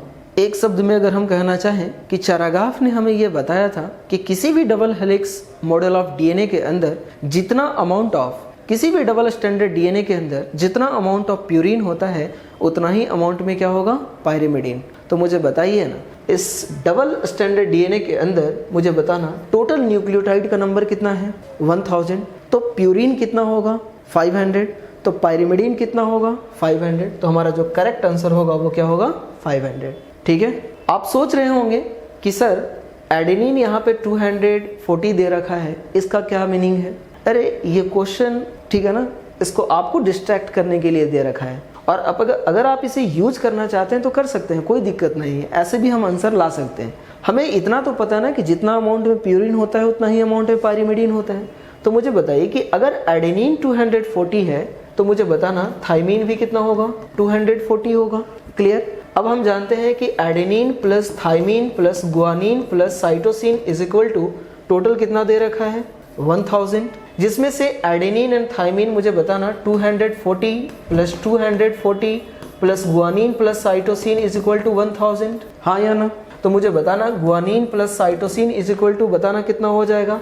1000 माइनस 480। तो मुझे बताओ guanine plus cytosine is equal to 520। तो मुझे बताइए कि गुआनिन एंड साइटोसिन का वैल्यू हमारा कितना आया? 520। तो मुझे बताइए गुआनिन कितना होगा? 260। साइटोसिन कितना होगा? 260। अब आप मुझे बताइए कि जो हमारा एडेनिन है ये क्या है? प्यूरिन है। गुआनिन जो है ये क्या है? प्यूरिन है। साइटोसिन अगर हम बात करें, अगर हम थाइमीन की बात करें और साइटोसिन की बात करें, ये दोनों क्या है? पायरिमिडीन। तो मुझे बताइए थाइमीन प्लस साइटोसाइन जो है ये दोनों क्या है? पायरिमिडीन है। और अब आप मुझे बताइए कि टोटल कितना आएगा? तो हमारा थाइमीन कितना है? 240 और हमारा साइटोसिन कितना है? 260। ऐड कर दीजिए 0 0 एंड 5। समझ में आया? तो ये कहानी है। तो हम इतना लेंदी क्यों करेंगे चीज़ों को, जब हमें पता है कि किसी भी डबल हेलिक्स डीएनए के अंदर जितना अमाउंट में प्यूरिन होता है उतना ही अमाउंट में पायरिमिडीन होता है। तो हमारा वन वर्ड में आंसर होगा 500। क्लियर है यहाँ तक? आगे बढ़ते हैं। तो करेक्ट आंसर क्या होगा? बी। नेक्स्ट हमारा क्वेश्चन है 178। क्या कहता है? Select the incorrect match among the following. ठीक है, select the incorrect match among the following, है ना? आपको दे रखा है एक टेबल जिसमें एलिमेंट का परसेंटेज वेट दे रखा है। यहाँ पे हमारा अर्थ क्रस्ट है, ह्यूमन बॉडी है, ठीक है, और आपसे पूछा है कि इसमें से human body and earth crust के अंदर परसेंटेज वेट जो है एलिमेंट का, ठीक है, वो किसमें गलत है। हम सभी जानते हैं कि अर्थ क्रस्ट के अंदर, ठीक है ना, ऑक्सीजन का जो परसेंटेज वेट होता है वो कितना होता है? 46.6%। वही ह्यूमन बॉडी के अंदर ऑक्सीजन का जो परसेंटेज वेट है वो कितना होता है? 65%। तो ये तो हमारा सही है, और पूछ क्या रहा है हमसे? इनकरेक्ट पूछा है ना? आगे बढ़ते हैं। सोडियम, अर्थ क्रस्ट के अंदर सोडियम जो होता है 2.8% आपको मिलेगा। ह्यूमन बॉडी के अंदर आपको 0.2% मिलेगा। ये भी हमारा क्या है? सही है। लेकिन जब आप मैग्नीशियम के परसेंटेज वेट की बात करेंगे तो अर्थ क्रस्ट के अंदर जो मैग्नीशियम जो होता है वो 2.1% होता है, और ह्यूमन बॉडी के अंदर जो आपको मिलता है, ठीक है ना, परसेंटेज वेट मैग्नीशियम का वो मिलता है 0.1। लेकिन यहाँ पे तो उल्टा दे रखा है, इसीलिए हमारा क्या है? ये गलत है। तो हमारा जो करेक्ट आंसर क्या होगा? सी होगा। लेकिन एक बार कैल्शियम का भी देख लेते हैं। कैल्शियम का जो अर्थ क्रस्ट के अंदर परसेंटेज वेट होता है वो होता है 3.6%, और ह्यूमन बॉडी के अंदर होता है 1.5%। तो हमारा करेक्ट आंसर जो है वो क्या होगा? सी। नेक्स्ट हमारा क्वेश्चन है 179। क्या कहता है? The nitrogen base which is characterized as substituted purine. ठीक है, एक बात बताइए, यूरासिल की बात करें, साइटोसिन की बात करें एंड थाइमीन की बात करें, ये सब जो है ये सब्स्टिट्यूटेड क्या है? पायरिमिडीन है। ये सब क्या है? सब्स्टिट्यूटेड पायरिमिडीन है। और जो हमारा एडेनिन है ये क्या है? सब्स्टिट्यूटेड प्यूरिन है। तो सब्स्टिट्यूटेड प्यूरिन हमारे पास दो ही हैं, एक एडेनिन और एक गुआनिन, जिसमें से हमारा आंसर होगा यहाँ पे एडेनिन। तो 179 का करेक्ट आंसर क्या होगा? डी। नेक्स्ट हमारा क्वेश्चन है 180। ठीक है, कहता है removal of cofactor from an enzyme will result इन। जब हम किसी भी एंजाइम से कोफैक्टर को रिमूव कर देते हैं तो क्या होगा? हमने अभी थोड़ी देर पहले ही कंपाउंड एंजाइम के बारे में डिस्कस किया था कि जो होलो एंजाइम होते हैं ना, होलो एंजाइम होते हैं, ठीक है, इसके दो पार्ट्स होते हैं। एक होता है एपो एंजाइम और दूसरा इसका पार्ट होता है जिसे हम कहते हैं कोफैक्टर। क्या बोलते हैं? कोफैक्टर। ठीक है, जब इस एपो एंजाइम के साथ जब कोफैक्टर बाइंड करता है तो बताइए क्या बन जाएगा? Holo enzyme. और जब तक ये जो एपो का मतलब ही होता है पार्शियल, ये एपो एंजाइम खुद से कुछ नहीं कर सकता। खुद ये कुछ भी नहीं कर सकता, ये फंक्शनल तभी रह पाएगा जब इसके साथ कौन बाइंड करेगा, कोफैक्टर बाइंड करेगा। इतनी बात समझ में आया। अब आगे बढ़ते हैं। Removal of cofactor from an enzyme will result in increase catalytic activity, no sir, ठीक है, कैटालिटिक एक्टिविटी ही स्टॉप हो जाएगी, ठीक है। आगे बढ़ते हैं, लेकिन यहाँ पे दे रखा है increase catalytic activity, initial decrease of catalytic activity followed by increase, no sir. Loss of catalytic activity, yes, हमने अभी तो कहा कि जब आप कोफैक्टर को रिमूव कर देंगे, ठीक है, तो हमारा एंजाइम का जो कैटालिटिक पावर है वो खत्म हो जाएगा। तो हमारा जो करेक्ट आंसर होगा वो क्या होगा, सी। नेक्स्ट हमारा क्वेश्चन है 181, क्या कहता है, choose the incorrect statement, choose the incorrect statement with respect to enzyme activity, ठीक है। एंजाइम एक्टिविटी के रिस्पेक्ट में आपको करेक्ट स्टेटमेंट को सेलेक्ट करना है, सॉरी इनकरेक्ट स्टेटमेंट को सेलेक्ट करना है ना।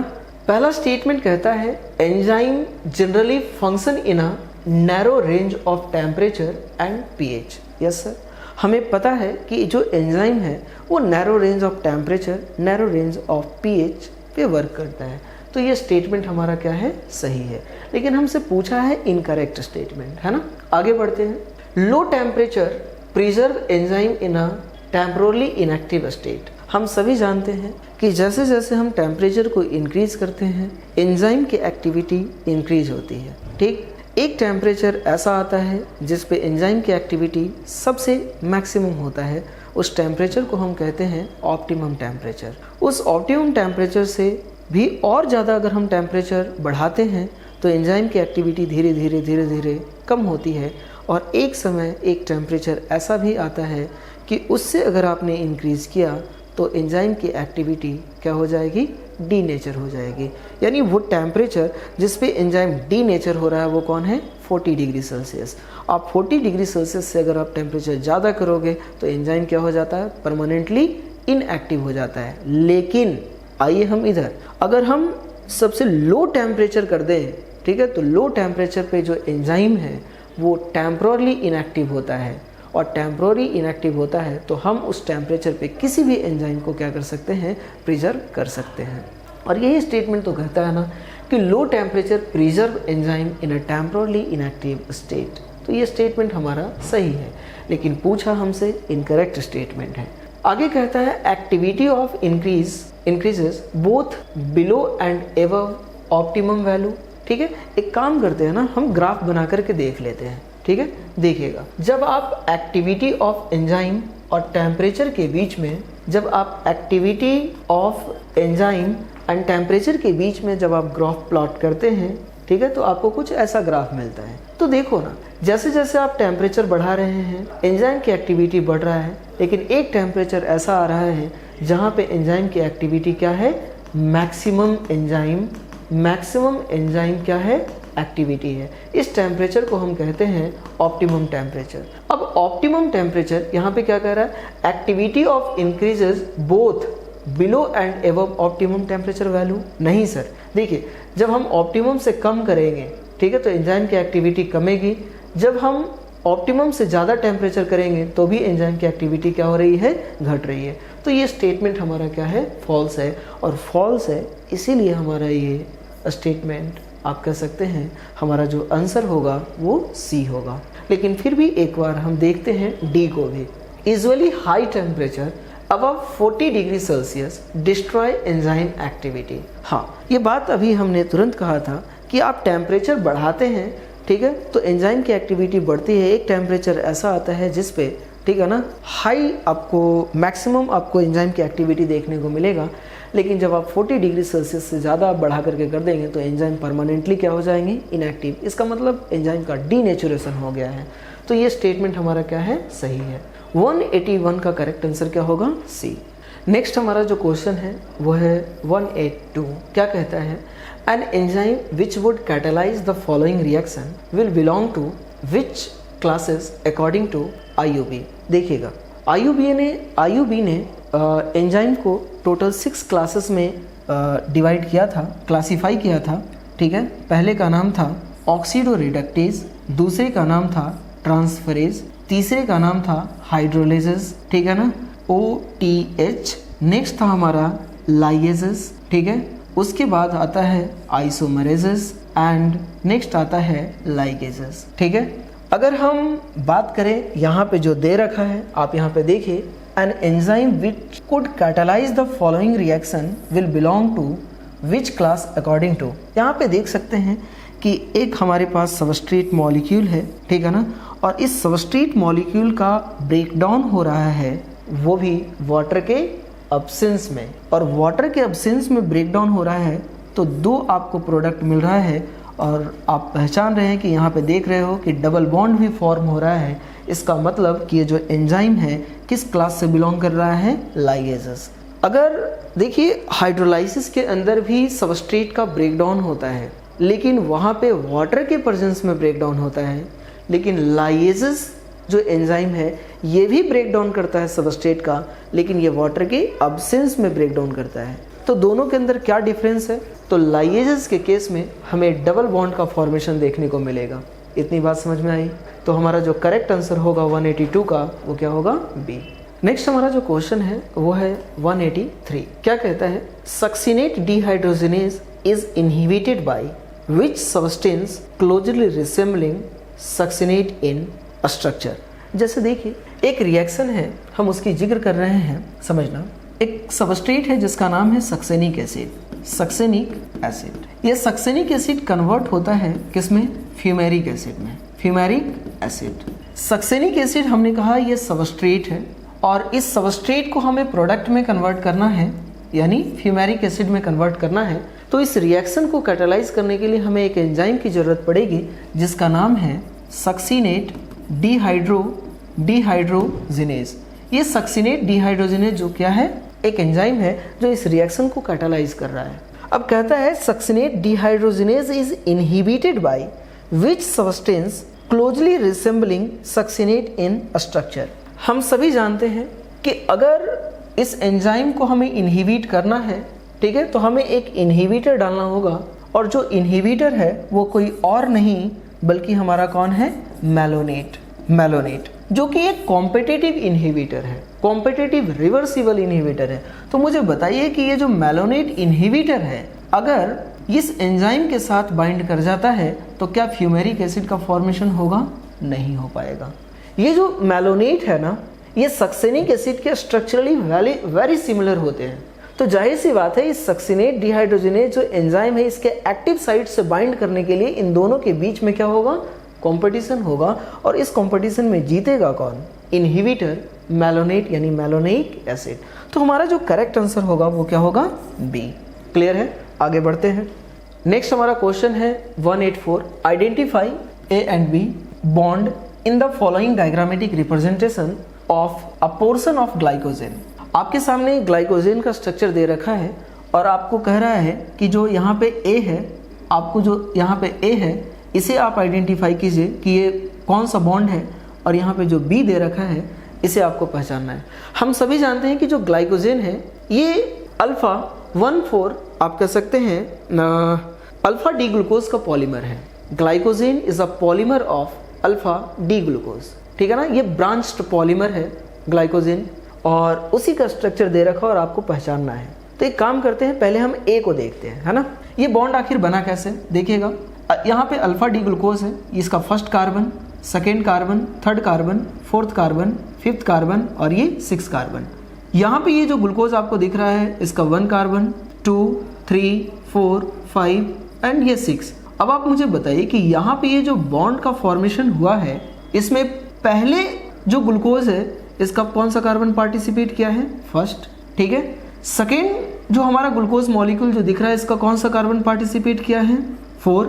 अब आप मुझे बताइए कि यहाँ पे जितने भी ग्लूकोज यूनिट आपको जो दिख रहा है वो सारे के सारे क्या हैं, अल्फा हैं। क्लियर है? सारे के सारे क्या हैं, अल्फा। ये जो बॉन्ड बना है इसे हम क्या कहेंगे, अल्फा 1,4 ग्लाइकोसिडिक बॉन्ड। तो मुझे बताओ जो हमारा ए है ये क्या है, अल्फा 1,4 ग्लाइकोसिडिक बॉन्ड। आपको यहाँ पे दिख रहा है, यहाँ पे अल्फा 1,6 है, गलत हो गया। यहाँ पे 1,1 दे रखा है, ये गलत हो गया। यहाँ पे 1,4 है। अभी कंपटीशन ए और डी के बीच में बना हुआ है। तो आइए अब हम बी को देखते हैं। ये हमारा ग्लूकोज का पहला carbon, second, third, fourth, fifth and sixth. यहाँ पे आप देख सकते हैं 1 2 3 4 5, ठीक है ना, 5 और यहाँ कहीं इसका 6 होगा। अब आप मुझे बताओ ये जो बॉन्ड आपको दिख रहा है, ठीक है ना, पहले ग्लूकोज यूनिट का फर्स्ट कार्बन, दूसरे ग्लूकोज यूनिट का 6 कार्बन और यहाँ पे जितने भी हैं, यानी आप पहले वाले की बात करें तो ये कौन सा ग्लूकोज है, अल्फा। तो मुझे बताना अल्फा 1,4,1,6 ग्लाइकोसिडिक बॉन्ड, तो हमारा करेक्ट आंसर क्या होगा, ए। इतनी बात समझ में आई। तो पहले वाले में हमने कहा अल्फा 1,4 ग्लाइकोसिडिक बॉन्ड मिल रहा है, सेकेंड वाले में अल्फा 1,6 मिल रहा है, तो करेक्ट आंसर क्या होगा, ए। आगे बढ़ते हैं। जो हमारा नेक्स्ट क्वेश्चन है वह है 185, ठीक है, और इसमें 2 कॉलम दे रखा है और आपको इस यहाँ पे मैच करना है, ठीक है। आप यहाँ पे देखिए एब्रीन है, विनब्लास्टीन है, गम है, मॉर्फिन है, ग्लूट4 है, ठीक है। तो आप मुझे बताना कि ये जो एब्रीन है ये है क्या। हम सभी जानते हैं कि सेकेंडरी मेटाबोलाइट के अंदर आता है टॉक्सिन, और टॉक्सिन के 2 एग्जाम्पल थे, एब्रीन एंड रेसिन। तो मुझे बताइए हमारा एब्रीन क्या है, टॉक्सिन है, और टॉक्सिन हमारा आर में है ना। इसका करेक्ट मैच क्या होगा, आर। विनब्लास्टीन, अब सेकेंडरी मेटाबोलाइट को हम फिर से याद करते हैं। सेकेंडरी मेटाबोलाइट में था हमारा विनब्लास्टीन एंड क्रोकमीन, ये दोनों क्या है, एंटी कैंसर ड्रग हैं, ठीक है। तो विनब्लास्टीन जो है हमारा ये एंटी कैंसर ड्रग है, पी। हम सभी जानते हैं रबर, गम, सेलुलोज ये तीनों पॉलीमेरिक सब्सटेंस है, तो हमारा करेक्ट मैच क्या होगा, टी। मॉर्फिन, कोडीन ये दोनों क्या है, अल्कलॉइड है, यहाँ पे सिर्फ दे रखा है मॉर्फिन, तो हमारा क्या होगा, क्यू। ग्लूट4 आप सभी जानते हैं कि ये प्रोटीनियस रिसेप्टर है जो इनेबल करता है ग्लूकोज ट्रांसपोर्ट को इनटू द सेल, तो हमारा क्या होगा, आप कह सकते हैं प्रोटीन एस। अब ए का आर कहाँ पे है, ये गलत हो गया, ये गलत हो गया। ए का आर, 2 का हमारा क्या होगा, पी, अभी कंपटीशन चल ही रहा है। 3 का हमारा हो जाएगा टी, तो करेक्ट आंसर हमारा क्या होगा, ए। तो 185 का जो हमारा करेक्ट आंसर होगा वो क्या होगा, ए। नेक्स्ट हमारा जो क्वेश्चन है वो है क्वेश्चन नंबर 186। क्या कहता है, सेक्शन बी के अंदर हम लोग इंटर कर गए हैं, और 186 नंबर का जो क्वेश्चन है क्या कहता है, consider the following four statement A to D and select the option which include all the correct ones only, ठीक है ना। सिर्फ आपको सही स्टेटमेंट को चूज करना है ना। पहला स्टेटमेंट कहता है irregular bowel movement causes retention of feces in colon called constipation। Yes sir, ये स्टेटमेंट हमारा सही है। अगर, ठीक है, अगर फीकल मैटर कोलोन के अंदर अगर रिटेन हो जाता है, ठीक है ना, कई बार यहाँ पे ऑप्शन हमारा रिक्टम भी देता है तो वो भी सही है, ठीक है। अगर फीकल मैटर कोलोन के अंदर रिटेन रहता है, ठीक है, तो जाहिर सी बात है irregular bowel movement cause retention of faeces in colon called constipation, हमारा करेक्ट आंसर, करेक्ट जो है हमारा स्टेटमेंट है। आगे कहता है utilisation of substance in the tissue for activity is called assimilation. हाँ, हम सभी जानते हैं कि utilisation of food by cell for their activity is called assimilation, तो ये भी स्टेटमेंट हमारा सही है। आगे कहता है inadequate enzyme secretion, anxiety, food poisoning, over eating are causes of indigestion, ठीक है। हम सभी जानते हैं कि इनडाइजेशन का जो मेजर कॉज है वो यही है, इनएडिक्वेट एंजाइम सिक्रेशन, यानी जितना अमाउंट में एंजाइम चाहिए फूड को डाइजेस्ट करने के लिए उतना अमाउंट में अगर उतना अमाउंट में एंजाइम रिलीज नहीं होगा तो उसे हम क्या कहेंगे, इनएडिक्वेट। Anxiety, food poisoning, over eating, ये भी स्टेटमेंट हमारा क्या है, सही है, ठीक है। स्टेटमेंट डी की बात करते हैं। क्या कहता है, द एक्टिविटी ऑफ जीआईटी यानी gastrointestinal tract are under neural control only, ये स्टेटमेंट हमारा गलत है। जीआईटी की जो एक्टिविटी है न्यूरल कंट्रोल के द्वारा भी होता है और हार्मोनल कंट्रोल के द्वारा भी होता है, ठीक है। तो यहाँ पे क्या कह रहा है, न्यूरल कंट्रोल ओनली, तो ये क्या हो गया, गलत। और आपसे पूछा था ओनली करेक्ट वंस, तो मुझे बताना ए, बी एंड सी जो स्टेटमेंट हमारा करेक्ट है, इसीलिए ऑप्शन ए हमारा क्या होगा, करेक्ट होगा। क्लियर है, आगे बढ़ते हैं। नेक्स्ट हमारा जो क्वेश्चन है वो है 187। क्या कहता है, given below diagrammatic representation of section of a small intestine mucosa, और फिर कहता है read the following statement related to above diagram and select the correct option, ठीक है। एक काम करते हैं, सबसे पहले हम सबसे आइडेंटिफाई करते हैं कि एक्स है क्या। जो आप एक्स देख रहे हैं ना, ये कुछ नहीं है बल्कि क्या है, लैक्टियल्स है। और हम सभी जानते हैं कि लैक्टियल्स के अंदर जो एब्जॉर्प्शन होता है ठीक है, यहाँ पे जो एब्जॉर्प्शन होगा वो किसका एब्जॉर्प्शन होता है, फैट सॉल्युबल सब्सटेंस जो भी है उनका एब्जॉर्प्शन यहाँ पे होगा। लेकिन जो Y आपको दिख रहा है ये Y है, आप कह सकते हैं आर्टरी, और आर्टरी के अंदर जो एब्जॉर्प्शन होता है, ठीक है ना, ये आर्टरी ऑक्सीजनेटेड ब्लड लेकर के जाएगा। आगे अब पढ़ते हैं स्टेटमेंट को। Electrolyte, amino acid, vitamins are absorb in X. देखिए एक्स यानी लैक्टियल्स है ना, इलेक्ट्रोलाइट, अमीनो एसिड, विटामिन्स, ये सब जो चीज़ें हैं, ठीक है ना, इन सब का जो एब्जॉर्प्शन होता है, ठीक है, आप कह सकते हैं ब्लड कैपिलरी के अंदर होता है, लैक्टियल के अंदर नहीं होता है। तो हमारा जो फर्स्ट स्टेटमेंट है ये क्या है, फॉल्स है। लेकिन अगर हम सेकेंड स्टेटमेंट की बात करें तो पहला सेकेंड स्टेटमेंट कहता है structure Y has oxygenated blood, ठीक है, further it give rise to minute capillary. Yes sir, बिल्कुल, ये जो वाई स्ट्रक्चर जो आप देख रहे हैं ये क्या है, आर्टरी है, और आर्टरी इंटर करता है विलाई के अंदर और माइन्यूट कैपिलरी में क्या हो जाता है, डिवाइड हो जाता है। तो स्टेटमेंट जो हमारा ए है 1 है ये गलत है और स्टेटमेंट 2 क्या है, सही है। तो आइए हम यहाँ पे देखते हैं। हमने कहा था कि जो स्टेटमेंट जो फर्स्ट था हमारा वो क्या था, फॉल्स, और स्टेटमेंट जो 2 था, ठीक है, वो क्या था, ट्रू था, है ना। स्टेटमेंट 1 इज करेक्ट, नहीं। बोथ 1 एंड 2 आर करेक्ट, नहीं। सेकेंड स्टेटमेंट जो दिख रहा है आपको ये क्या है, करेक्ट। तो हमारा 187 का जो करेक्ट आंसर होगा वो क्या होगा, सी। आगे बढ़ते हैं। नेक्स्ट हमारा जो क्वेश्चन है वो है 188। क्या कहता है, 1 turn of helix in a B DNA is approximately. ये इतना आसान सा सवाल है, आप सभी जानते हैं कि बी डीएनए के अंदर 1 हेलिक्स का जो लेंथ होता है वो होता है 34 एंगस्ट्रॉम, ठीक है। तो हमारा जो करेक्ट आंसर होगा वो क्या होगा, बी। आगे बढ़ते हैं। नेक्स्ट हमारा जो क्वेश्चन है वो है 189। क्या कहता है, which of the following maintain alkaline medium of small intestine. हम सभी जानते हैं कि स्मॉल इंटेस्टाइन की जो पीएच होती है वो 7.8 होती है, और ये पीएच 7.8 कहीं ना कहीं उस इंटेस्टाइन को अल्कलाइन बना करके रख रहा है, और ये किसकी वजह से है, तो आइए हम बात करते हैं।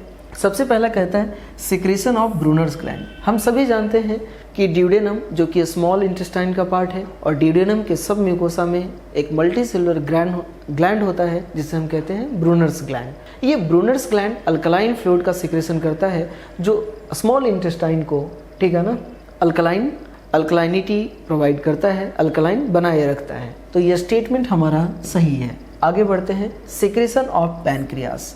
हम सभी जानते हैं कि पैनक्रियास, ठीक है, रिलीज करता है पैनक्रियाटिक जूस, और पैनक्रियाटिक जूस का पीएच जो है, ठीक है ना, ये भी अल्कलाइन होता है। तो आप कह सकते हैं कि ये भी स्मॉल इंटेस्टाइन को अल्कलाइन बनाएगा, ठीक है। तो हमारा बी स्टेटमेंट भी सही है। और आगे हम बढ़ते हैं। सिक्रेशन ऑफ गॉबलेट सेल, हम कह सकते हैं कि also maintain alkalinity of a small intestine. तो ये भी स्टेटमेंट हमारा सही है। So the correct answer will be D. Clear है यहाँ तक? आगे बढ़ते हैं। नेक्स्ट हमारा जो क्वेश्चन है वो है 190। In enterocyte slash villi glycerol and fatty acid are combined to form fat coated with protein and are transported as chylomicron to the. चलिए थोड़ा सा याद करते हैं। जब हम फैट खाते हैं तो इसका जो कंप्लीट जो डाइजेशन होता है वो क्या है, जो एब्जॉर्बेबल फॉर्म है ये फैटी एसिड एंड ग्लिसरॉल है।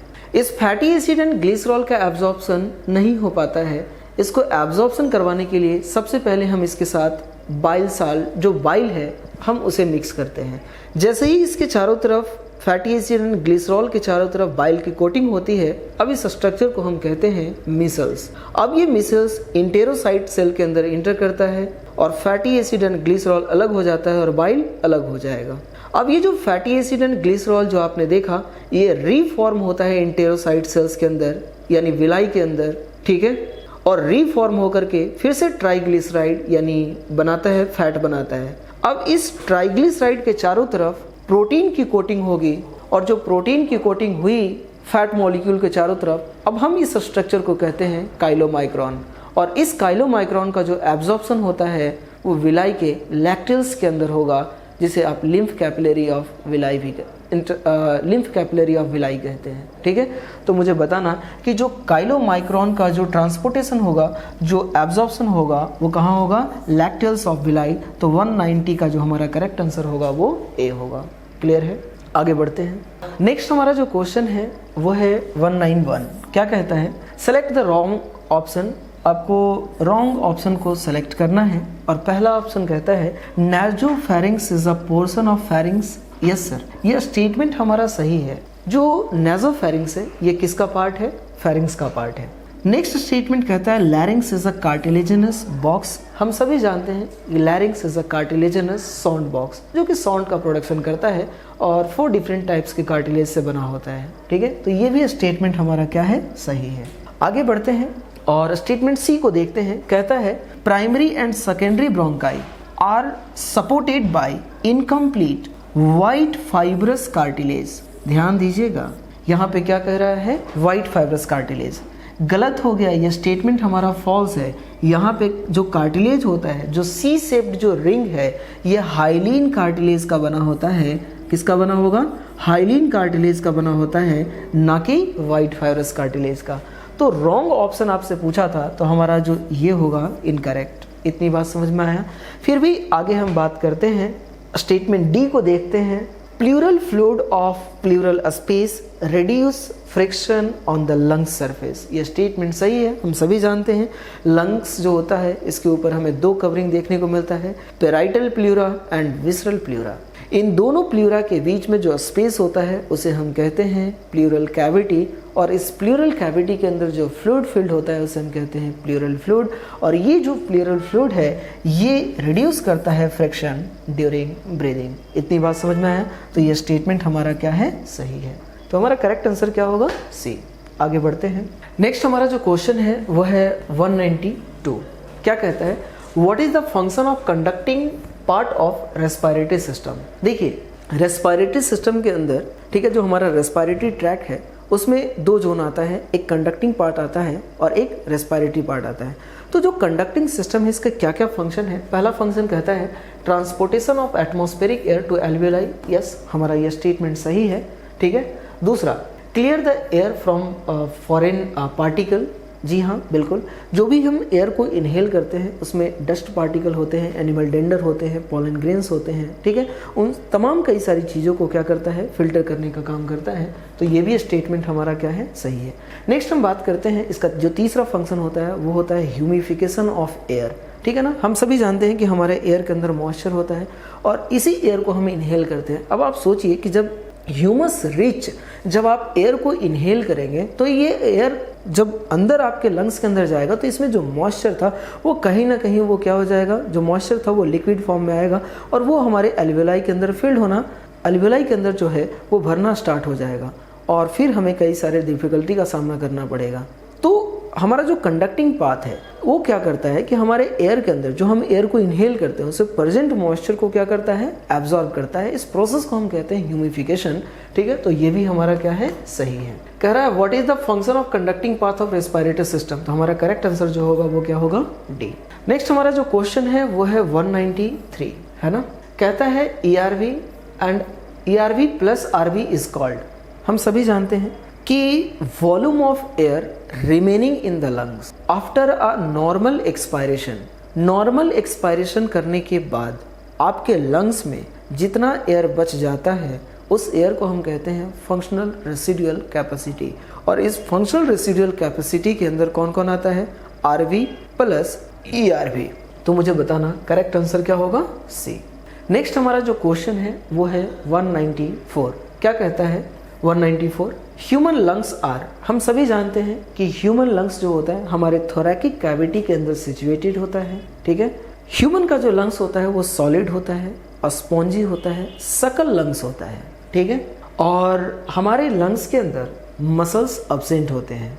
ठीक है, तो पहला स्टेटमेंट कह रहा है human lungs are spongy and highly elastic. हाँ बिल्कुल, इलास्टिक हम इस सेंस से कह रहे हैं क्योंकि आप जानते हैं कि ब्रीदिंग के टाइम पे, इंस्पायरेशन के टाइम पे, ठीक है ना, ये एक्सपैंड भी करता है और कॉन्ट्रैक्ट भी करता है।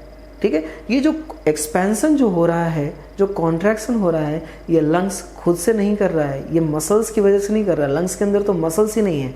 लंग्स का जो पेराइटल प्लूरा होता है ना, ये टाइटली अटैच होता है EICM के साथ, और जब EICM के अंदर कॉन्ट्रैक्शन होता है तो हमारा लंग्स भी क्या करता है, एक्सपैंड करता है।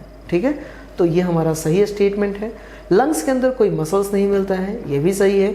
सिचुएटेड इन थोरेसिक कैविटी, ये भी सही है। तो हमारा जो करेक्ट आंसर होगा वो क्या होगा, डी, है ना। नेक्स्ट हमारा जो क्वेश्चन है वो है 195, है ना। क्या कहता है, figure given below show the part of human lungs where exchange of gases take place in which one of the option given below A, B, C और D is correctly identified along with its function. आप यहाँ पे देख पा रहे हैं लिखा हुआ है A, और आप सभी जानते हैं कि ये हमारा क्या है, एल्वियोलर कैविटी है। अब आप मुझे बताइए यहाँ पे आपको क्या दिख रहा है। A की अगर हम बात करें तो हमारा क्या है, एल्वियोलर कैविटी है, और इसी एल्वियोलर कैविटी की अगर हम बात करें तो ये वही मेन पार्ट है जहाँ पे गैस एक्सचेंज का जो प्रोसेस है हमें देखने को मिलता है। तो main site of exchange of respiratory gases, तो हमारा जो करेक्ट आंसर होगा वो क्या होगा, सी। लेकिन फिर भी हम बी, सी और डी को भी देखते हैं। यहाँ पे जो आप देख पा रहे हैं, मुझे बताइए ये आपको क्या दिख रहा है, बी, और ये जो बी है ये क्या है, आरबीसी है। लेकिन यहाँ पे कह रखा है बी जो है ये क्या है, आरबीसी है। ठीक है, आरबीसी है, लेकिन आगे कहता है ट्रांसपोर्टेशन ऑफ CO2 मेनली। नहीं सर, आरबीसी के द्वारा सिर्फ CO2 का ट्रांसपोर्टेशन नहीं होता है, इसके साथ साथ ऑक्सीजन का भी ट्रांसपोर्टेशन होता है। तो वहाँ पे मेनली लिखकर गलत कर दिया, तो ये स्टेटमेंट हमारा क्या हो जाता है, गलत हो जाता है। ठीक है, एक बार हम सी को भी देखते हैं कि सी क्या है। ये जो सी आपको दिख रहा है ये क्या है, कैपिलरी ऑफ पल्मोनरी आर्टरी, लेकिन यहाँ पे क्या कह रहा है, आर्ट्रियल कैपिलरी। ये बात तो सही है कि आर्ट्रियल कैपिलरी है। पासेस ऑक्सीजन टू टिश्यू, नहीं सर, पासेस ऑक्सीजन टू टिश्यू नहीं, पासेस CO2 टू लंग्स। ठीक है, तो ये स्टेटमेंट क्या हो गया, गलत, है ना। डी की भी बात करते हैं। डी ये जो आपको दिख रहा है ये है बेसमेंट मेम्ब्रेन। ठीक है, लेकिन यहाँ पे क्या कहता है, डी कैपिलरी वॉल, गलत हो गया इसकी वजह से। और आगे कहता है O2 and CO2 exchange take place. Function तो सही है, लेकिन ये जो लेबलिंग दे रखा है कैपिलरी वॉल, ये गलत है। यहाँ पे क्या होना चाहिए था, बेसमेंट मेम्ब्रेन। तो हमारा करेक्ट आंसर जो होगा वो क्या होगा, सी। आगे बढ़ते हैं। नेक्स्ट हमारा जो क्वेश्चन है वो क्वेश्चन नंबर है 196। क्या कहता है, the most abundant protein in the whole biosphere is. हम सभी जानते हैं कि हमारे बायोस्फीयर के अंदर जो मोस्ट अबंडेंट जो प्रोटीन है वो कौन है, रोबिस्को। राइबोलोज 1,5-बिसफॉस्फेट carboxylase oxygenase is a most abundant protein in our biosphere. तो 196 का जो हमारा करेक्ट आंसर होगा वो क्या होगा, बी। नेक्स्ट हमारा जो क्वेश्चन है वो है 197।